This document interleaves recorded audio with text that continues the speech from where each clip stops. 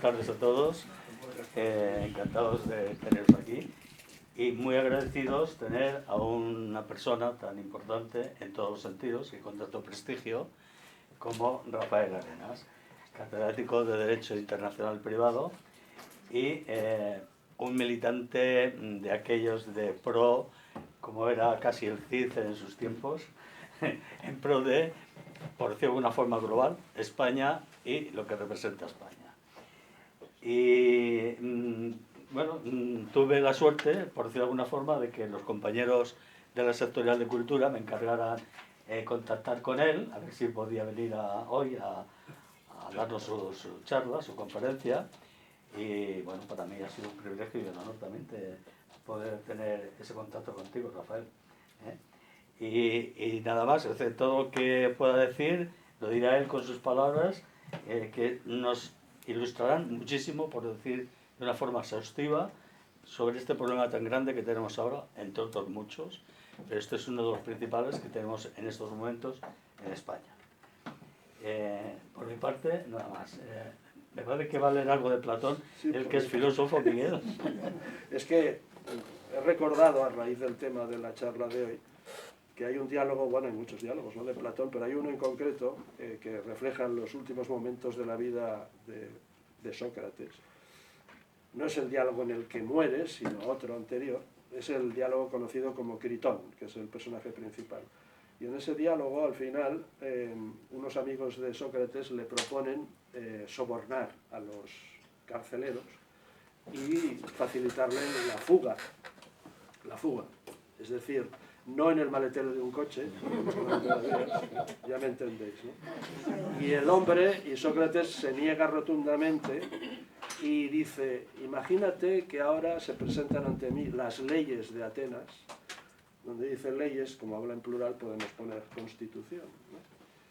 Y me dicen, por ejemplo, lo siguiente: ¿no ves que con esta acción que urdes, suponiendo que no estuviera de acuerdo en fugarse, ¿no?, intentas arruinarnos a nosotras las leyes y a toda la polis, al menos en lo que de ti depende? ¿Acaso te parece posible que no se destruya aquella polis en la cual las sentencias pronunciadas no tienen fuerza, sino que resultan nulas y son destruidas por los particulares? Así acaba la frase de las leyes personificadas, ¿no? Luego sigue, etc. Me parece que es una buena introducción, ¿no?, para el tema. Muchas gracias, Rafael. Pues muchas gracias.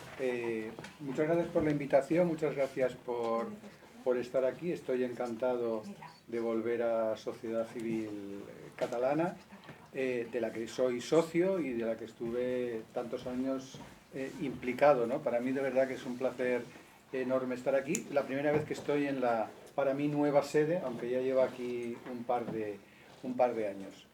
Y yo creo que el pie que me has dado es extraordinario, y voy a empezar por ahí, porque iba a salir más adelante, pero enlaza con el sentido profundo de la perversión que supone la amnistía, ¿no? Yo creo que enlaza con lo que has explicado, porque a mí me gusta, siempre que tengo ocasión de hablar de este tema, y cuando digo de este tema yo no digo la amnistía, digo el tema en general que nos ocupa a todos, ¿no? El proceso interminable que llevamos padeciendo desde hace años. A mí me gusta decir, sobre todo para gente que no es de Cataluña, incluso gente que no es de España, que la sociedad catalana es una sociedad dividida, que esta es una idea que fuera de España, incluso en algunos sitios de España que no son Cataluña, no se tiene, ¿no?, de que es una sociedad dividida. Y es una sociedad dividida con una confrontación y con una tensión muy grande entre unos y otros. Es decir, tenemos conciudadanos que no se sienten en absoluto representados por las instituciones que legalmente nos representan, ni por la bandera, ni por la corona, ni por el Poder Judicial, ni por las Cortes españolas, que desean una situación diferente, y con los que compartimos muy pocos consensos, otros que sí nos sentimos representados por la Constitución, que nos sentimos representados por el sistema democrático español, por las instituciones españolas, y que no nos sentimos representados por las instituciones de la Generalitat, que nos sentimos que las instituciones de la Generalitat prescinden de nosotros, que para ellas nosotros no somos ciudadanos plenos. Por tanto, estamos en una sociedad dividida y que no comparte consensos, ¿no? No tenemos consensos, la verdad es que por desgracia tenemos muy pocos consensos entre los catalanes. Y claro, cuando una sociedad está así de dividida y no hay consensos, ¿qué es lo que mantiene la paz social? Lo único que mantiene la paz social es el respeto a la ley. Yo así lo entiendo. Porque si en una sociedad que no tiene consensos, una parte de la sociedad puede vulnerar la ley impunemente, a la otra parte de la sociedad, ¿qué le queda? O vulnerar también la ley, y en ese caso vamos hacia el conflicto abierto, o someterse. Por eso yo creo que la alternativa es convivencia o sometimiento. Y sometimiento es aquel que se produce cuando se permite, se tolera, se da como legítimo que unas determinadas personas puedan incumplir la ley y eso no tenga consecuencias, eso sea legítimo. Y de esto va la amnistía, ¿no? La amnistía va de legitimar que unas determinadas personas, en función de las ideas políticas que tienen, puedan vulnerar la ley. Y, por desgracia, yo creo que esto que nos está pasando ahora, en realidad empezó hace mucho tiempo. El otro día lo pensaba y digo, bueno, la amnistía es algo realmente duro, pero es coherente con lo que lleva pasando desde el año 2012. ¿Por qué? ¿Por qué digo el año 2012? Bueno, en el año 2012 el Parlamento de Cataluña hizo una resolución en la que declaraba el carácter soberano del Parlamento de Cataluña. Y al cabo de un mes, en enero de 2013, hizo otra resolución en la que proclamaba el derecho a la secesión de Cataluña. Lógicamente, esas resoluciones eran resoluciones que eran clarísimamente contrarias a lo que establecía la Constitución. Y para mí aquellas resoluciones supusieron un cambio, una quiebra muy profunda dentro de la sociedad. ¿Por qué? Porque una cosa es que las instituciones se equivoquen a la hora de interpretar la ley y digan, bueno, yo creo que esto la Constitución lo cubre, y otros dicen, yo creo que esto la Constitución no lo cubre, y entonces acudimos al Tribunal Constitucional y el Tribunal Constitucional decide quién tenía razón, si tú o yo, pero partiendo de la base de que las partes implicadas están intentando aplicar la Constitución, están intentando aplicar las leyes, pero lógicamente en derecho todo es interpretable, casi todo es interpretable.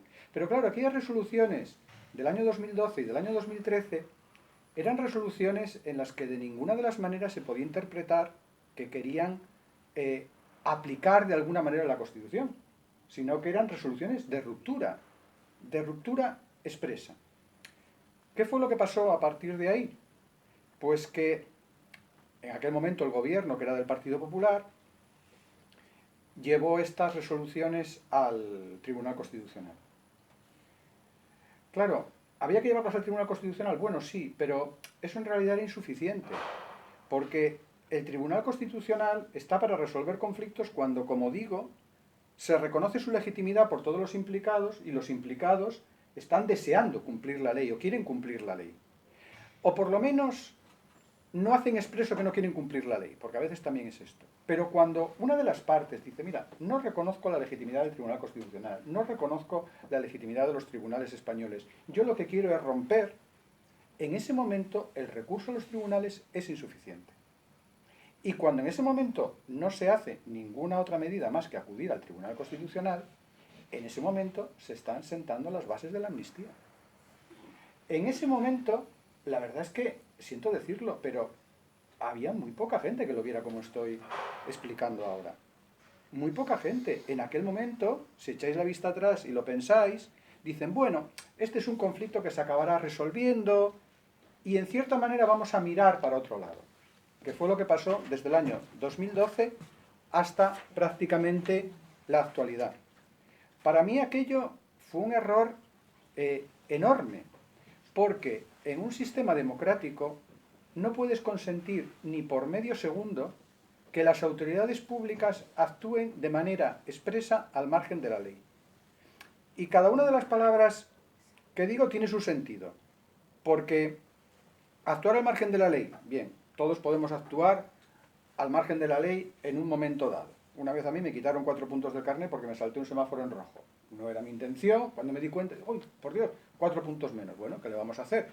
Actuamos fuera de la ley, ¿no?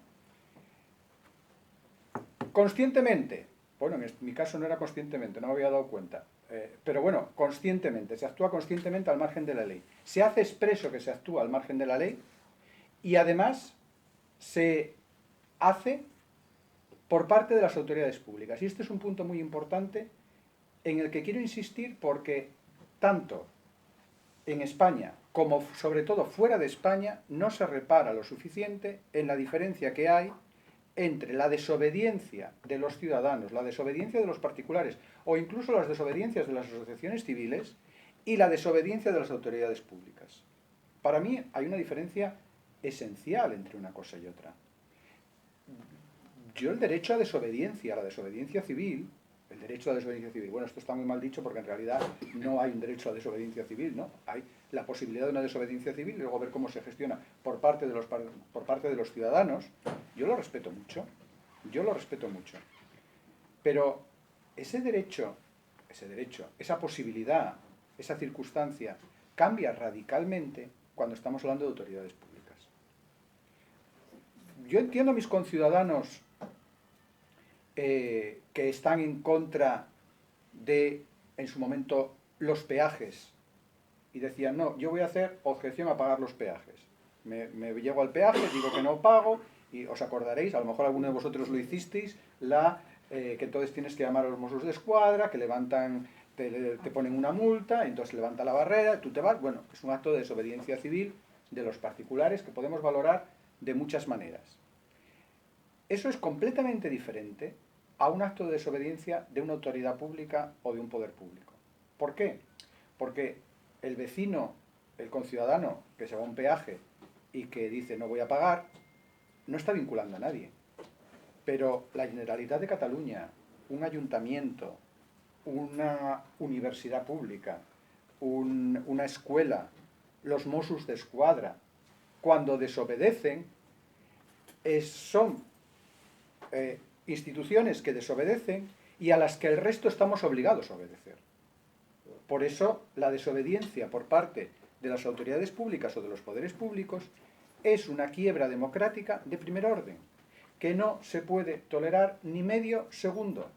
Y en Cataluña llevamos 12 años de permanente desobediencia de las autoridades públicas. Y lo peor es que esto no se percibe, no se entiende. Y en algunas ocasiones, incluso fuera de España, se parece que las víctimas son los que están desobedeciendo. Yo creo que no, que las víctimas somos el resto de ciudadanos en Cataluña que tenemos que vivir sometidos a una administración, sometidos a unos poderes públicos que hacen expreso que no obedecen y que además, de hecho, desobedecen. Esa es una situación para mí inaceptable y que llevamos viviendo, repito, desde hace 12 años. En el año 2012-2013, voy a coger un poco de agua, gracias. En el año 2012-2013 tuvimos estas resoluciones, que en sí son ya de una enorme gravedad, porque me están diciendo a mí, nos están diciendo a todos nosotros, que el Parlamento de Cataluña, que es una institución constitucional española, ya no actúa como una institución constitucional española. Ya no actúa como una institución constitucional española. ¿Por qué tenemos nosotros que soportar eso y que vivir durante 12 años bajo la autoridad de una institución que dice que no se somete a las normas que nos vinculan a todos y que por tanto son las que garantizan la convivencia de la sociedad? Y luego eso sabéis que se traduce en muchas cosas. Se traduce en la presencia de simbología partidista en las administraciones públicas, la no presencia de banderas españolas. Y todo esto de los símbolos es muy importante. Esto de los símbolos es muy importante. Yo siempre digo, desconfiad de quien os diga que esto de los símbolos es poco importante. Porque precisamente el que dice que de los símbolos es poco importante luego acaba rodeado de símbolos. Los nacionalistas son perfectamente conscientes de la importancia de los símbolos y por eso colocan las esteladas. Si no fueran importantes, ¿por qué no cumplen con la ley? Que es tan sencillo de cumplir. Si fuera una cosa sin importancia, pero tienen una importancia enorme. ¿Por qué? Porque suponen la ocupación simbólica del terreno, suponen un amedrantamiento. Yo llevo una semana con una pelea con mi universidad porque un mural con la bandera estelada, con el símbolo de la hoz y el martillo, con la palabra independencia y la palabra socialismo, está en un edificio público de la Autónoma. Estamos en periodo electoral, empezó el 19 de marzo cuando se publicó el decreto de disolución del Parlamento de Cataluña y la convocatoria de las elecciones. En anteriores convocatorias electorales, la Administración Electoral ya había dicho reiteradamente que no es compatible con la obligada neutralidad de las administraciones en periodo electoral la presencia de esos símbolos. En no sé cuántas convocatorias electorales había ordenado retirarlo. La universidad no lo retira, a pesar de que yo lo había solicitado con antelación. Presenté denuncia a la Junta Electoral. La Junta Electoral de día 22 de marzo ordenó que se retirara y a día de hoy, hace 3 horas, seguía sin haberse retirado la pintada. Claro, eso podéis decir, ¿es simbólico? Bueno, sí, eso quiere decir que mi empleador está diciendo, la ley y las decisiones de la Junta Electoral me importan nada. Claro, eso en sí ya supone una limitación de derechos. Y repito, esto ha sido constante durante estos 12 años. Lo que costó en su momento que se iniciaran actuaciones judiciales contra los que habían desobedecido al Tribunal Constitucional en el 2014, cuando se hizo la convocatoria del 9N. Afortunadamente, se iniciaron actuaciones judiciales en aquel momento. Y si no se hubieran iniciado actuaciones judiciales en aquel momento, yo creo que las cosas hubieran sido todavía peores en el año 2017, cuando tuvimos lo que tuvimos. ¿Y para qué voy a repasar lo que sucedió en el 2017? Administraciones públicas, como digo, obrando abiertamente para que la Constitución quedara derogada en Cataluña. Yo cuando tengo ocasión, siempre cuando tengo que explicar lo que pasó en el 2017, digo, fue un intento de derogar la Constitución española en Cataluña. Técnicamente fue eso. Las leyes de desconexión aprobadas el 6 y el 7 de septiembre en el Parlamento de Cataluña eran leyes que derogaban la Constitución española en Cataluña. Me gusta presentarlo así porque así queda más claro qué es lo que hay detrás. La secesión era para que pudiera haber secesión tenía previamente que derogarse la Constitución en Cataluña. ¿Qué pensaríamos nosotros de que se blanqueara o se mirara para otro lado a un intento de derogación de la Constitución en el conjunto de España, en Andalucía, en Asturias o en un pueblo pequeño donde fuera? Diríamos, esto es un escándalo, esto no se puede admitir. Sin embargo, aquí, de cierta manera, se mira para otro lado. Pero este mirar para otro, y podría poner muchos ejemplos, que si queréis luego en el debate los vamos examinando, ¿no? Y vemos, o en el coloquio, como lo queráis llamarlo, y vemos a dónde nos conduce. Pero lo cierto es que se miró bastante para otro lado. Por eso fue tan importante, en su momento, que hubiera actuaciones judiciales en relación a los hechos de 2017. Yo así lo percibí, porque ante hechos de esa enorme gravedad, que no hubiera respuesta por los tribunales cuando se habían cometido objetivamente delitos, y desde luego, desde mi perspectiva, se habían cometido todavía más delitos de los que se investigaban, hubiera sido descorazonador. Yo, por ejemplo, en el 2017, recuerdo perfectamente, os pasaría a vosotros, cuando un momento dado dicen, bueno, ya está aquí el censo del 1 de octubre. Y yo, con el móvil, es que además me acuerdo de esas cosas que te acuerdas. Estaba tomando algo en una terraza y metí mi DNI en la página aquella que decía, y efectivamente, sí, os pasaría a todos, porque estábamos todos fichados, como nos dijo Santiago Vidal en más de una charla en aquella época. Os acordaréis del vídeo, ¿no? Un vídeo, Santiago Vidal yendo por Cataluña a predicar y explicando que estábamos todos fichados. El vídeo está en YouTube y se puede ver. Por cierto, fueron esas declaraciones de Santiago Vidal las que motivaron que se iniciara la investigación judicial que acabó en el registro del 20 de septiembre de la Consejería de Economía con el bloqueo por parte de Òmnium Cultural y de la ANC, que acabó con Jordi Cuixart y Jordi Sánchez en prisión, ¿no? por aquel bloqueo de la Comisión Judicial. Pues esa Comisión Judicial venía de la investigación que se desarrollaba a partir de las declaraciones de Santiago Vidal, en las que decía que estábamos todos fichados, que tenían nuestros datos, que los habían obtenido, bueno, pero lo que iba. Yo veo que está mi DNI y me quedo, pues mal. ¿Por qué? Porque era mi DNI, eran mis datos personales. Y me decían a qué colegio electoral tenía que ir para participar el 1 de octubre. Y yo quise comprobar que realmente poniendo otro DNI diferente del mío, pero con la misma dirección, a ver si así me llevaba igual, para verificar si no era una especie de trampa en que realmente no tenían mi DNI, sino que aparentaban tener mi DNI. No, con un DNI que no fuera el mío no salía nada. Tenía mi DNI. ¿Yo qué hice? Fui a denunciarlo a la Guardia Civil. Y cuando al cabo de unos meses se judicializó los hechos de septiembre, pues me vino un papel del juzgado diciendo que si quería presentar acciones, tal, y por supuesto que las presenté. Yo tengo unas acciones en el juzgado, no sé, me parece que es el 13 de Barcelona, en relación a esto, como hay otros 10 o 12 compañeros que hicieron lo mismo en su momento. Todas esas acciones con la amnistía desaparecerán. Y nadie investigará quién me robó el número del DNI para meterlo en un censo ilegal, por ejemplo, ¿no? Pero bueno, muchas más cosas que pasaron en esas semanas horrorosas que vivimos todos de septiembre y octubre de 2017. Y para los que no somos adeptos al nacionalismo, pero vivimos en Cataluña, compartimos tierra, compartimos instituciones, compartimos sociedad con los que vulneran las leyes, yo creo que es importante que percibir el mensaje de que quien no cumple la ley recibe una sanción, o por lo menos recibe una investigación judicial, porque si no te sientes en la más profunda indefensión, que es algo que yo creo que todos los que estamos aquí hemos vivido en más de una ocasión.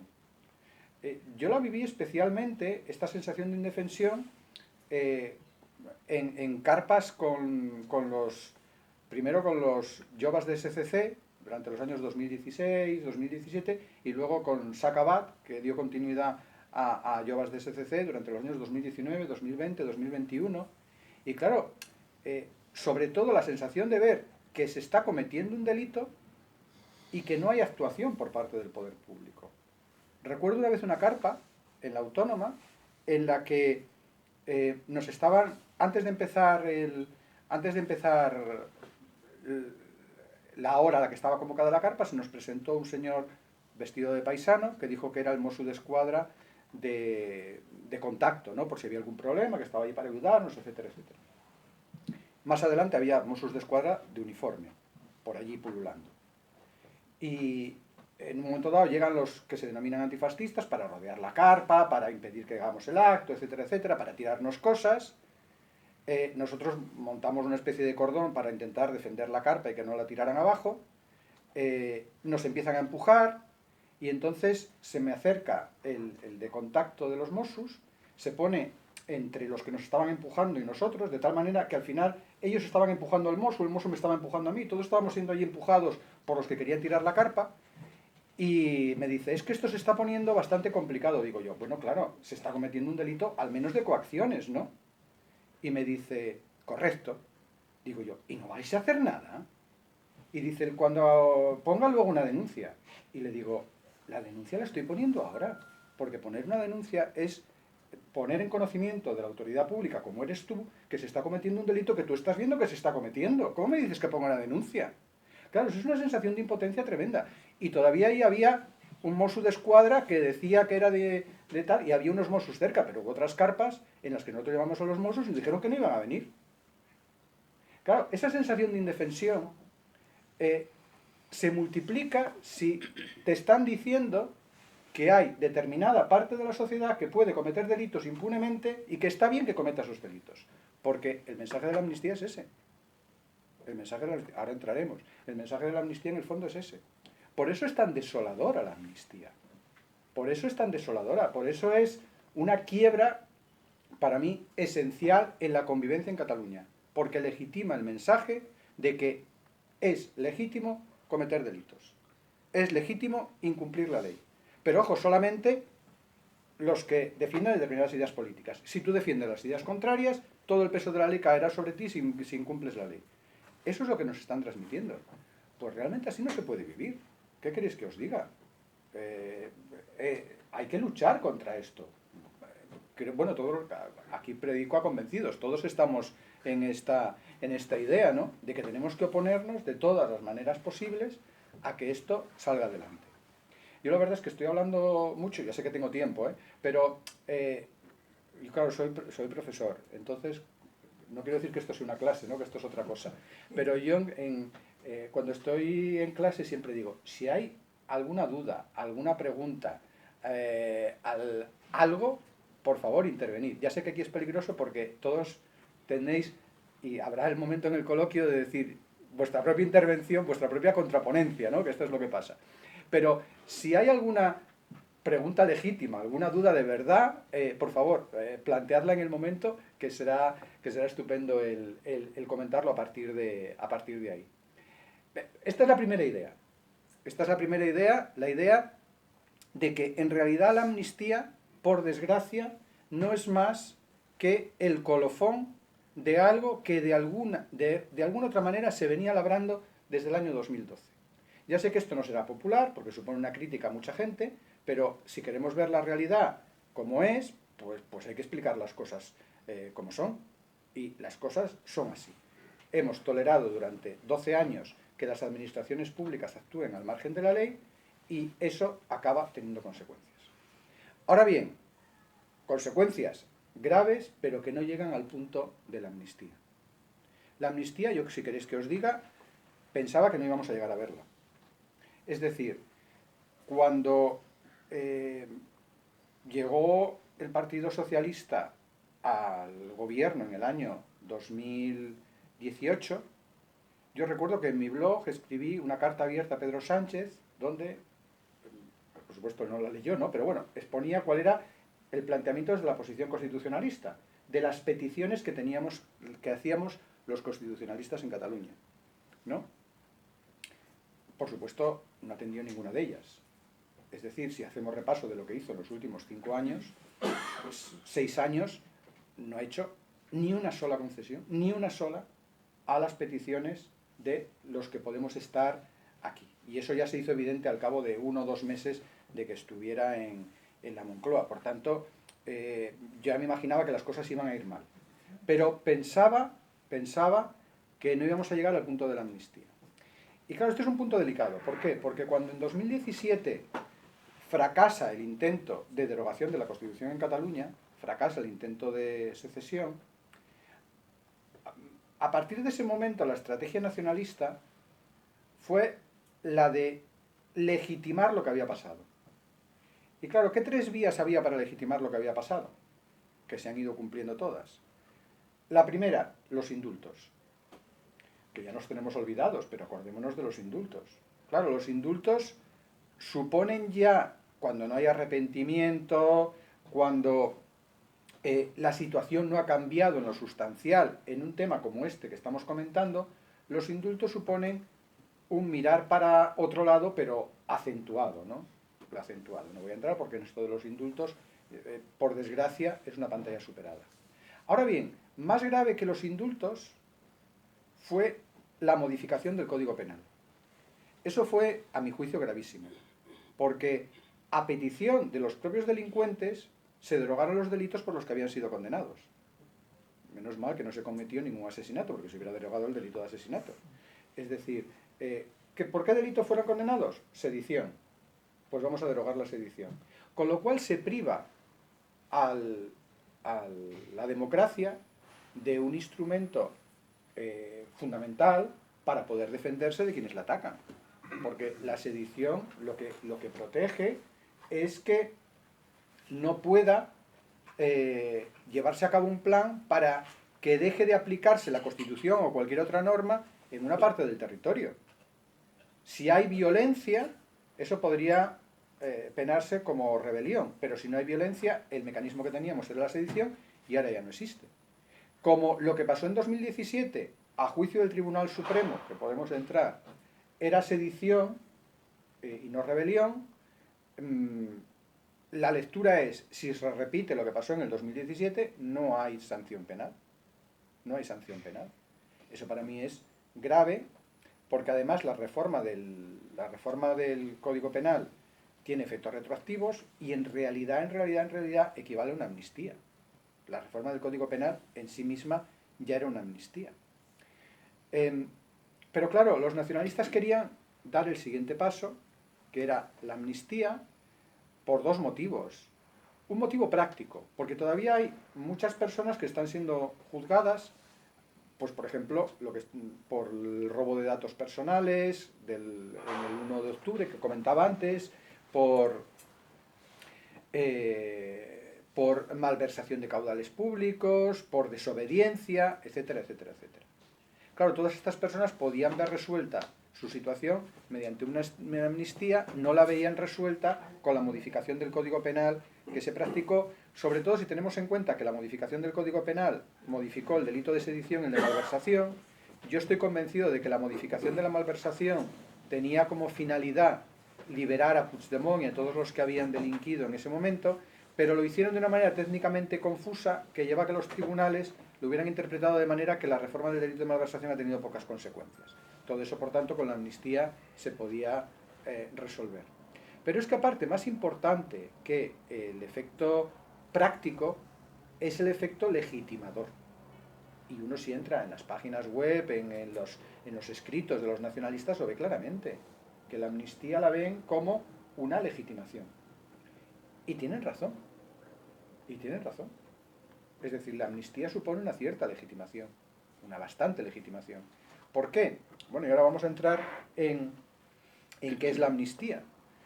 Porque la amnistía como figura que supone el que determinados delitos, ojo, la amnistía puede cubrir también cuestiones que no sean delictivas, también responsabilidades administrativas, responsabilidades del ámbito laboral, como pasó con la amnistía del 77 en España, incluso responsabilidades civiles, puede tener muchas dimensiones, pero bueno, quedémonos con la más llamativa, que es la dimensión penal. La amnistía supone que cuando ha habido un conflicto grave en la sociedad, se intenta curar ese conflicto legitimando de alguna manera los delitos que pudieran haberse cometido. Me explico. Con la sedición, de la derogación del delito de sedición, se elimina absolutamente la responsabilidad penal que pudiera derivarse de ese delito. Cuando en España se produce la transición a la democracia, en el mismo momento en el que llega la democracia, existen determinados delitos por los que estaban siendo personas investigadas o que habían sido condenadas, como por ejemplo delitos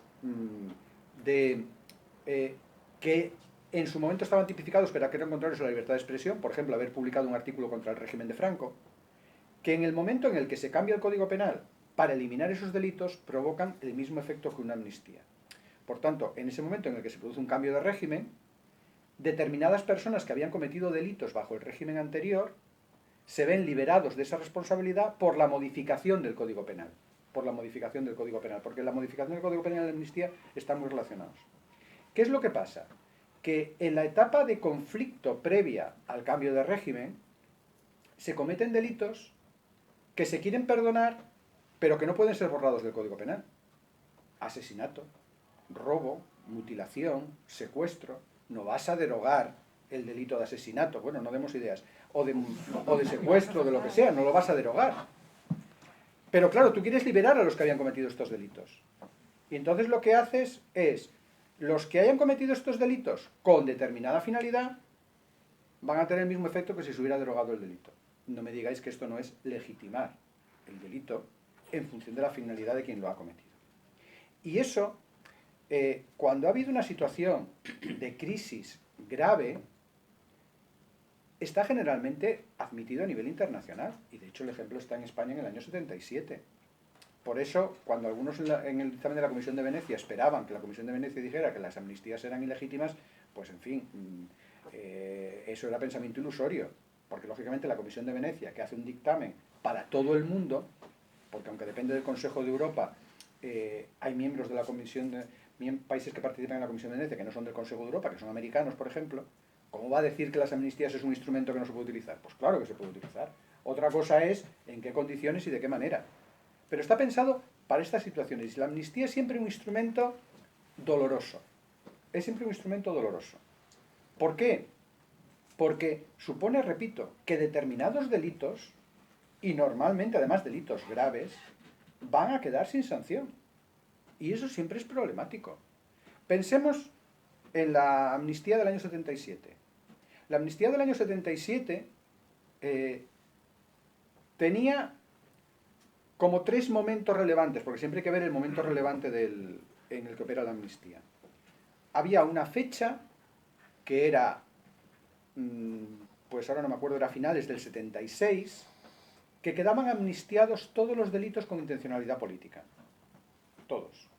Esto quiere decir, tanto los que podían haber cometido, los que querían la derogación del régimen de Franco, como los que podían haber cometido pistoleros de extrema derecha que estaban en contra de que se pudiera producir ese cambio. Los cometidos hasta diciembre del 76, si no me falla la memoria, estaban cubiertos todos.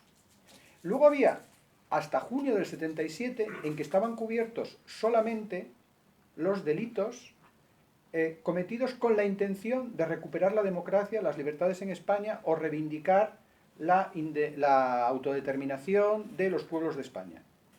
Bueno, con eso haces un cambio importante porque ya los delitos, por ejemplo, de ETA estaban cubiertos, pero no de los pistoleros de extrema derecha. Y luego, desde junio del 77 hasta diciembre del 77, quedaban cubiertos los delitos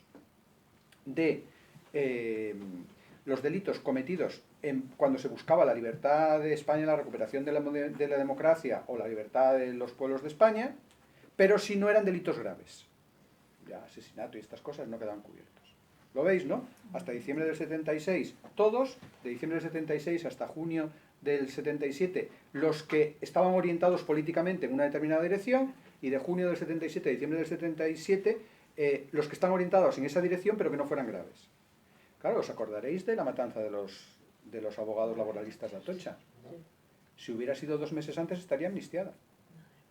Claro, es que eso es tremendamente doloroso, pero es que antes de diciembre del 76 se cometieron crímenes en los que murió gente, en los que hubo gente que quedó destrozada y que fueron amnistiados. Por eso digo que la amnistía nunca es una fiesta. Pero pensad que si en lugar de ser la matanza de los abogados laboralistas de Atocha en enero del 77 hubiera sido una matanza de abogados del Estado por parte de ETA, hubiera estado amnistiada. Sí, hubiera estado amnistiada. De hecho, el último delito que se amnistió fue un asesinato que se produjo después del 15 de junio del 77, pero como consecuencia de un secuestro que había sido antes del 15 de junio del 77. Y la Audiencia Nacional interpretó que quedaba cubierto por la amnistía, aunque el asesinato hubiera sido después de la fecha tope. Ya sé que es duro el meter este tipo de razonamiento, que puede parecer tan frío, tan técnico, en un tema como este, pero es que de esto va la amnistía. De esto va la amnistía. Va de cosas muy gordas, muy dolorosas en una sociedad que por pasar página, vamos a olvidar, vamos a tapar o vamos a blanquear de alguna manera. Por eso, cuando se da una decisión en relación a la amnistía, tiene que ser porque ha habido un conflicto de verdad, no que una parte hubiera incumplido la ley, sino un conflicto que realmente ha tocado las entrañas de la sociedad y un conflicto en el que no se ve más salida que la amnistía, porque evidentemente la salida, si puede ser, es la aplicación de la ley, sobre todo cuando estamos hablando de un sistema democrático. La amnistía siempre parte de que ha habido algún tipo de fallo en el sistema. De hecho, algunas de las sentencias del Tribunal Constitucional Español que se pronunciaron sobre la amnistía en los años 80 en relación a determinadas normas que pretendían modificar la ley de amnistía, etc., lo que dicen es, la amnistía supone un olvidarse que tiene sentido cuando hay un cambio de régimen y se rechazan de manera palmaria los valores sobre los que se sustentaba el régimen anterior. Eso es lo que dice el Tribunal Constitucional. Y claro, responde a eso. Dice, hombre, la situación excepcional que se dio cuando se produjo el cambio de régimen en España de la dictadura a la democracia, pues explicaba que tuviera que haber una amnistía, pero porque era una situación absolutamente excepcional.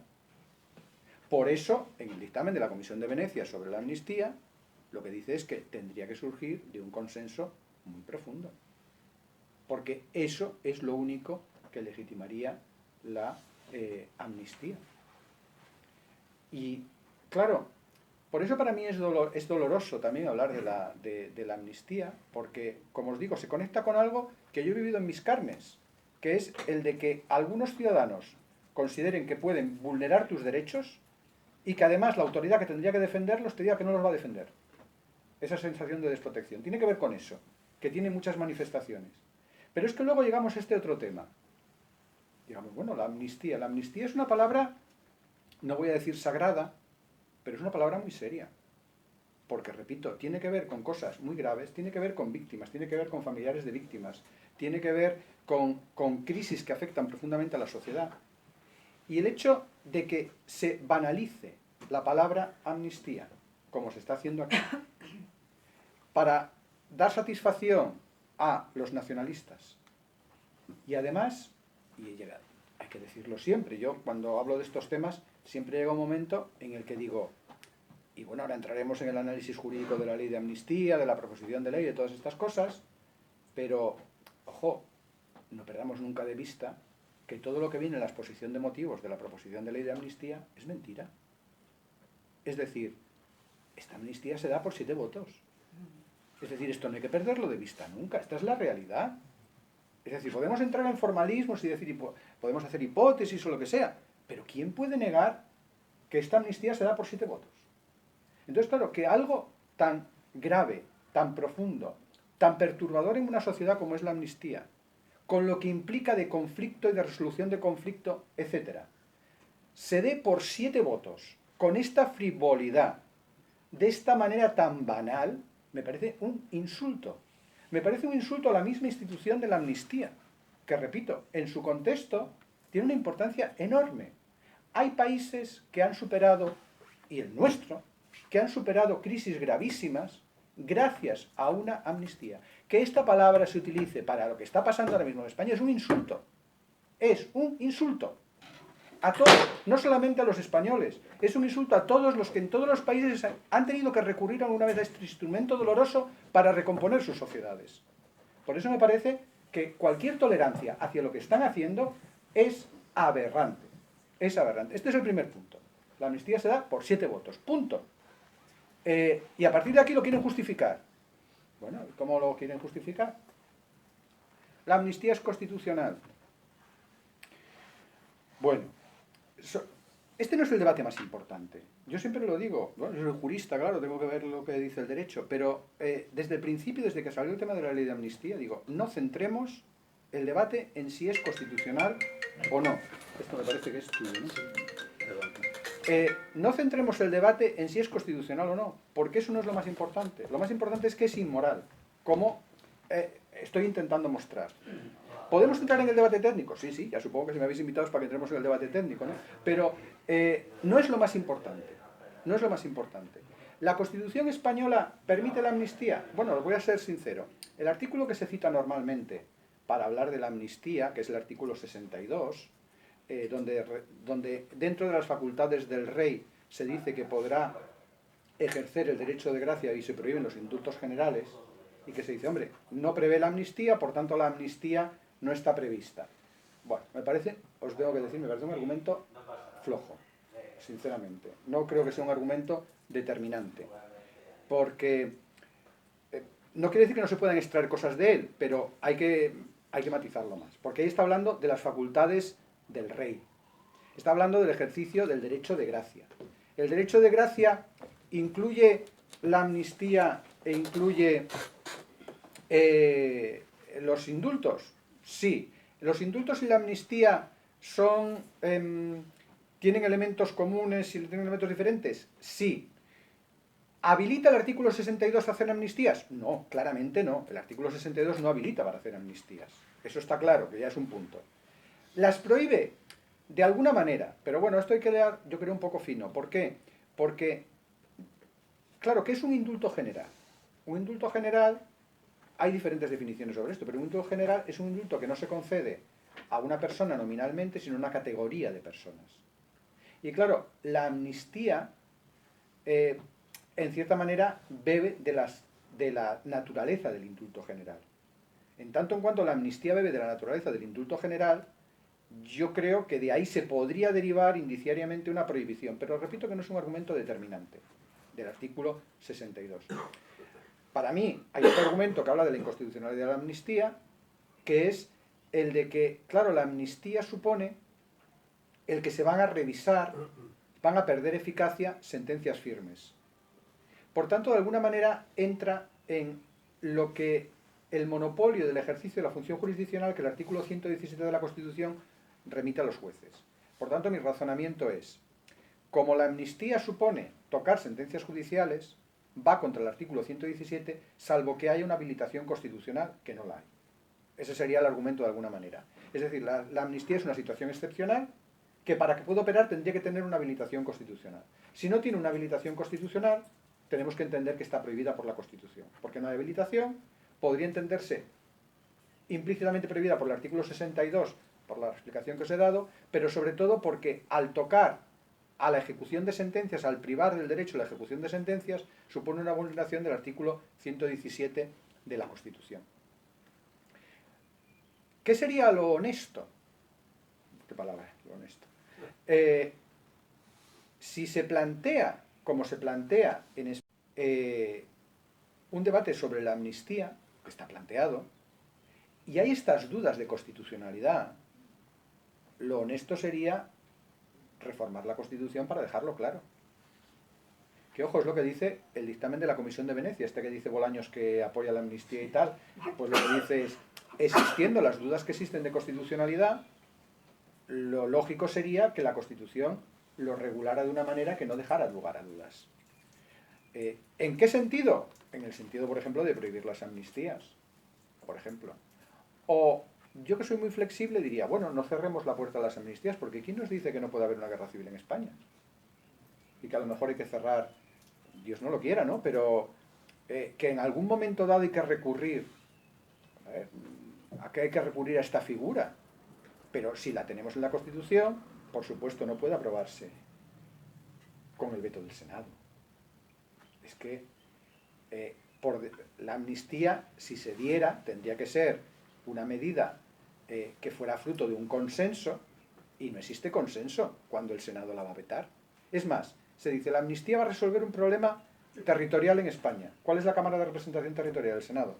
Resulta que va a resolver un problema territorial, la Cámara de Representación Territorial dice que le parece muy mal esta situación. Yo no digo que no podamos regular en la Constitución la amnistía y decir, en tales circunstancias, con tales mayorías y tal, puede haber amnistía, pero en las circunstancias actuales es profundamente deshonesto el pretender colar la amnistía como una ley orgánica, como si fuera la ley orgánica del derecho a la educación. No, esto no debería de ser así. Pero es que es más, aparte de estos argumentos que van referidos a la amnistía en general, la amnistía en concreto podría existir si hubiera una legitimación, salvando ya todo esto que hemos dicho, si hubiera una legitimación a partir de, como digo, la resolución de un conflicto real mediante el mecanismo de la amnistía.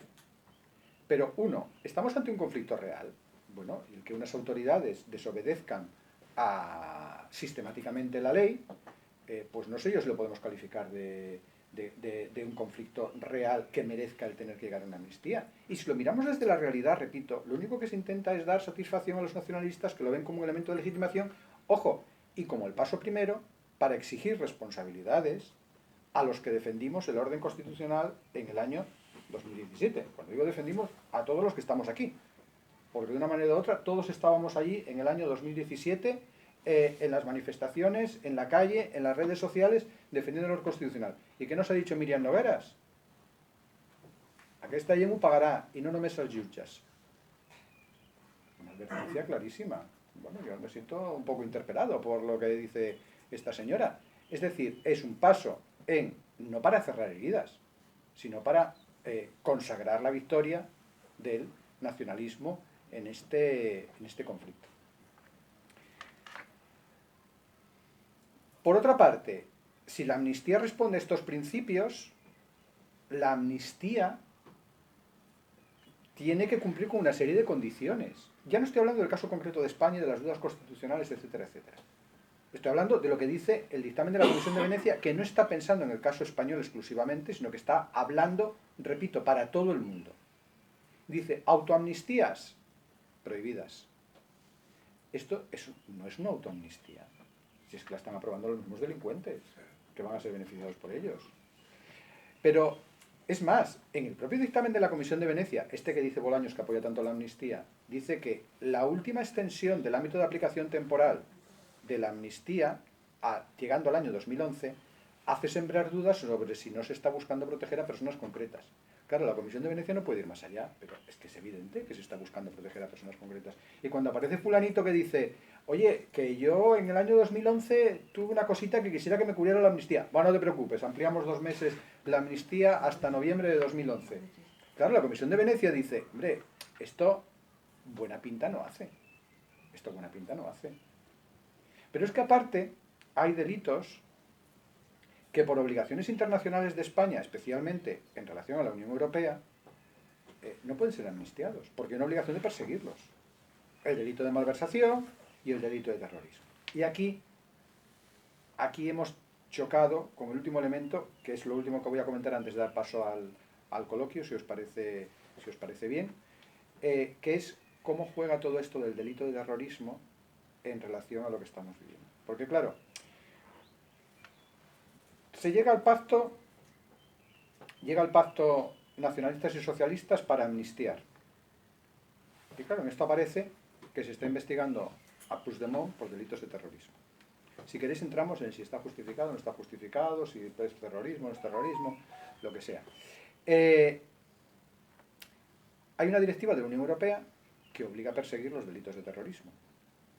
Hay otra directiva que obliga a perseguir los delitos de malversación cuando afecten a los fondos europeos. Pero yo creo que es más claro el tema de los delitos de terrorismo. ¿Cómo hacen? Pues entonces, excluyen de la amnistía los delitos de terrorismo que queden cubiertos por la directiva europea. Y puedes decir, bueno, de momento ellos pretenden curarse en salud. Es decir, dicen, si nosotros hacemos una amnistía que incluya los delitos de terrorismo cubiertos por la directiva europea, resultará que la amnistía es contraria a la directiva europea, que es contraria al derecho europeo. Pero si decimos que de la amnistía se excluyen los delitos que están cubiertos por la directiva, pues entonces ya no estamos incumpliendo el derecho europeo. Pero claro, esto no satisfacía a algunos de los que están siendo investigados por delitos de terrorismo, que pueden decir, oye, es que a mí me están investigando por delitos de terrorismo que están cubiertos por la directiva. ¿Qué hago?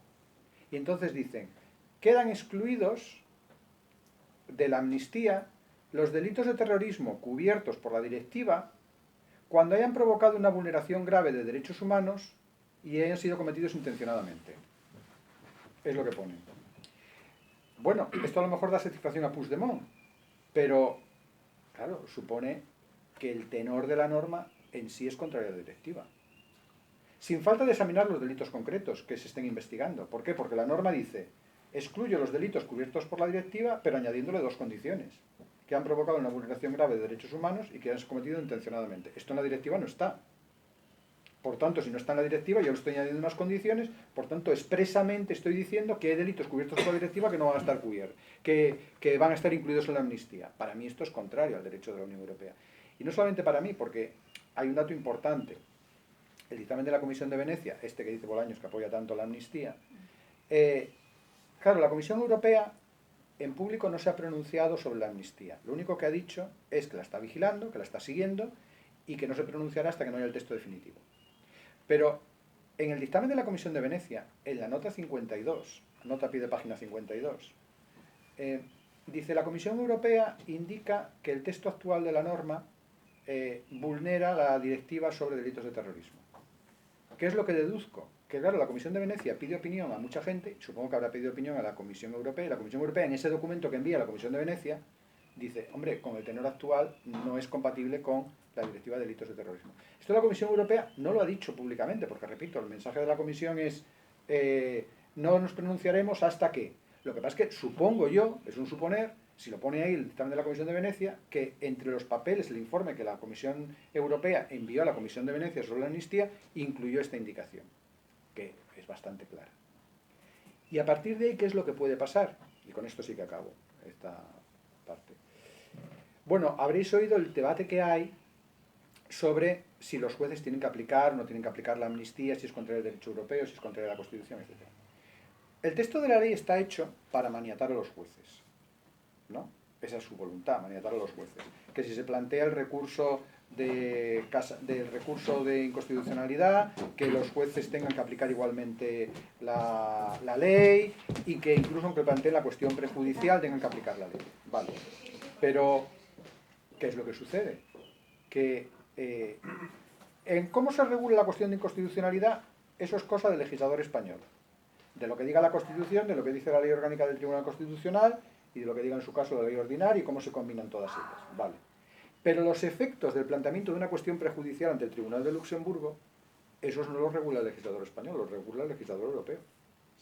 Y el comisario de Justicia ya ha dicho que el planteamiento de una cuestión prejudicial impide la aplicación de la norma. Es decir, si un juez que tiene que aplicar la ley de amnistía entiende que es contraria al derecho europeo, o que puede ser contrario al derecho europeo, plantea la cuestión prejudicial y no puede aplicar la norma, la ley de amnistía, en tanto en cuanto no se pronuncie el Tribunal de Luxemburgo. Es más, aquí hay una diferencia entre lo que es el planteamiento de la cuestión de inconstitucionalidad y de la cuestión prejudicial, que es el otro tema, ¿no? Cuando un juez entiende que una ley puede ser contraria a la Constitución, no la aplica, pero no puede simplemente no aplicarla, sino que para no aplicarla tiene que plantear la cuestión prejudicial al Tribunal, la cuestión de inconstitucionalidad al Tribunal Constitucional. Porque el juez no tiene autoridad, si fuera un reglamento, si fuera una norma de rango reglamentario, el juez directamente dice, mira, esta norma es ilegal o es inconstitucional, yo no la aplico. Pero si es una norma de rango legal, estatal autonómica, el juez no puede hacerlo. El juez, si entiende que la norma es inconstitucional, tiene que recurrir al Tribunal Constitucional. Lo paraliza todo, no la aplica, pero espera que el Tribunal Constitucional se pronuncie para poder aplicarla, si el Tribunal Constitucional dice que es constitucional, o no aplicarla porque el Tribunal Constitucional ya la ha expulsado del ordenamiento. Si estamos hablando de la contradicción con el derecho europeo, la cuestión es diferente. ¿Por qué? Porque si una norma española, incluida la Constitución, es contraria al derecho europeo, un juez no puede aplicarla. Y es más, si tiene claro que es contraria al derecho europeo, no tendría ni que consultar al Tribunal de Luxemburgo. Podría inaplicarla directamente. Lo que pasa es que, bueno, tratándose de una norma de rango legal, lo normal es que, antes de inaplicarla, consulte al Tribunal de Luxemburgo. Pero repito, si lo tuviera claro, no tendría ni que consultar al Tribunal de Luxemburgo. Dice, esto es contrario al derecho europeo, lo que llamamos efecto directo y primacía del derecho de la Unión Europea, el juez inaplica esta norma. No será lo que pase. Lo que pasará seguramente es que se planteará... Ojo, hay que plantear la cuestión prejudicial al Tribunal de Luxemburgo antes que la cuestión de inconstitucionalidad.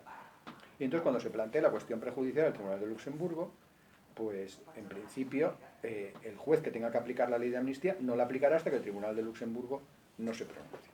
Eso será probablemente lo que pase. ¿A qué nos aboca? Nos aboca a un choque de trenes entre el Poder Judicial, el Gobierno y los partidos de apoyo al Gobierno. Y esto me preocupa especialmente.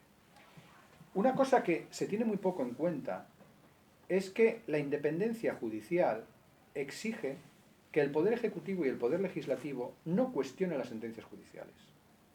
Esto aquí en España se practica poquísimo, pero no es que lo diga yo. Hay una resolución del Consejo de Ministros, del Comité de Ministros del Consejo de Europa, del año 2010, que es que lo dice así literalmente. Dice, cuando el Poder Ejecutivo y el Poder Legislativo se pronuncien sobre las decisiones judiciales, tendrán que hacerlo de una manera tal que no causen que la opinión pública desconfíe de los jueces. Bueno, en España esto no se tiene en cuenta para nada. Pues cada vez que sale un ministro a decir esto es una decisión política, están interfiriendo, no sé qué, está vulnerando la independencia judicial. Y ojo, en la actuación de la Comisión Europea contra Polonia hace ya unos años, uno de los argumentos fue las críticas, ya no de ministros, sino de diputados del partido de gobierno contra los jueces. En Polonia. En España, ¿qué es lo que nos encontramos día sí, día... Y ya no hablo de lo que pasa aquí en Cataluña, cada vez que el Tribunal Superior de Justicia de Cataluña dicta una resolución que no le gusta a la Generalitat, que los crucifican literalmente. Vamos, literalmente no, perdón, metafóricamente. Pero las declaraciones son brutales. Y aquí no pasa nada. Esto también es mirar para otro lado. Lo que decía yo que empezó en el 2012 sigue ahora. Porque esto es un escándalo. Es un escándalo que no pase nada. es un escándalo que los ministros digan que aquí los jueces están prevaricando y que no pase nada. Un ministro no lo puede decir. Y algunos me dicen, bueno, pero no tienen la libertad de opinar. Cuando son ministros, no. Es que, claro, aquí se confunde. La libertad de expresión es un derecho de los ciudadanos, no de los poderes públicos. Los derechos fundamentales son de los ciudadanos frente al poder público. Yo cada vez que veo que la Generalitat, o el presidente de la Generalitat, o el alcalde de un ayuntamiento alega su derecho a la libertad de expresión, digo, tú estás completamente equivocado. Los derechos fundamentales son derechos que protegen al ciudadano frente al poder público. Si el poder público alega un derecho fundamental, es una doble desprotección del ciudadano. Esto no puede ser. Todas estas cosas que son básicas aquí se ignoran sistemáticamente. Y entonces lo que me temo es que cuando los jueces planteen cuestiones prejudiciales y no aplican la ley de amnistía, la carga de propaganda y de mentiras que se va a lanzar desde el gobierno y desde los partidos de apoyo al gobierno contra la judicatura va a ser tremenda. Entonces yo creo que como ciudadanos tenemos que estar preparados, tenemos que estar informados y sobre todo tenemos que tener mucha convicción. Porque lo que vemos es que estamos rodeados de mucha gente que se cree las mentiras, que además dice que los demócratas son ellos cuando son profundamente antidemócratas y que nosotros somos pues, los fascistas, ¿no? ¿Cómo es esto? La fachosfera. La fachosfera, que es el lugar en el que ahora hay que estar. Yo a mí me ofendería que alguien dudara de que estoy en la fachosfera, porque tal como está la situación ahora es donde hay que estar. Con la convicción democrática, con la convicción de que la convivencia se puede recuperar, pero la convivencia nunca puede ser sometimiento. Todos iguales, todos los mismos derechos. Yo para los nacionalistas no pido menos de lo que pido para mí, pero yo no tolero que a mí me den menos de lo que les dan a ellos, de ninguna de las maneras. Entonces, bueno, he estado aquí hablando más de 3/4 de hora que lo que me decías, he intentado plantear los temas sobre la mesa, pero hay tantos temas que yo creo que lo más interesante es que vayamos hablando entre todos para ir orientándolos hacia donde vamos. Y una pregunta, y muchas gracias por la interesantísima exposición. Ahora que se habla de posibles dimisiones de miembros del Consejo del Poder Judicial, si varía la actual composición y el gobierno pudiera llegar a tener mayoría ahí, ¿podrían cambiar los jueces que están en estos momentos viendo esos procesos por terrorismo, etcétera, de manera que ya no se plantearan ni cuestiones prejudiciales ni nada, sino que fueran jueces favorables a la posición del gobierno? Bueno, lo veo complicado, no se puede descartar nada por desgracia en la situación actual, pero por una parte, aunque cambie la composición del Consejo General del Poder Judicial, sigue aplicándose la ley que dice que el Consejo Judicial, mientras no se reúne, no puede hacer nombramientos. Claro, ojo que pueden cambiar esa ley. Si ven que la composición les beneficia, pues cambiarán la ley para que se hagan nombramientos. Pero claro, estos nombramientos se refieren a los órganos de gobierno de las audiencias provinciales, de los tribunales superiores de justicia. El quitarle a un juez que está conociendo un caso del que está conociendo, eso sí que sería un ataque flagrante a la independencia judicial. A mí me preocupa lo otro que se está discutiendo, que es que la instrucción pase de los jueces a los fiscales.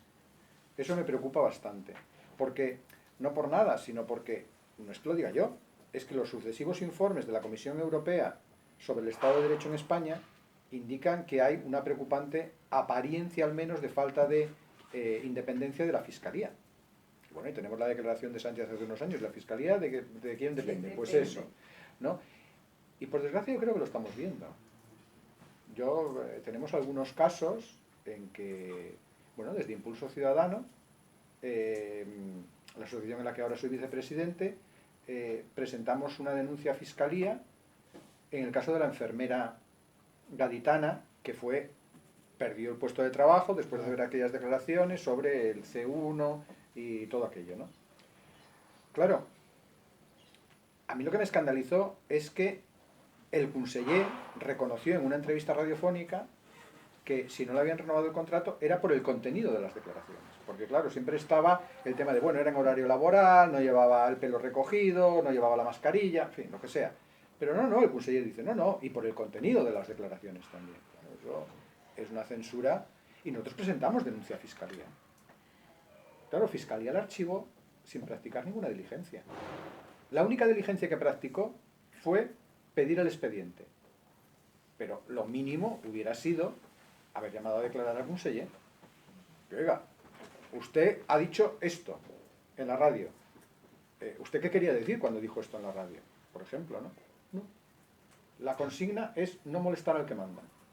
Entonces, por eso a mí el hecho de que se traslade la instrucción de los jueces a los fiscales, en este contexto en el que nos encontramos me preocuparía más que la posibilidad de que haya un cambio en el Consejo General del Poder Judicial.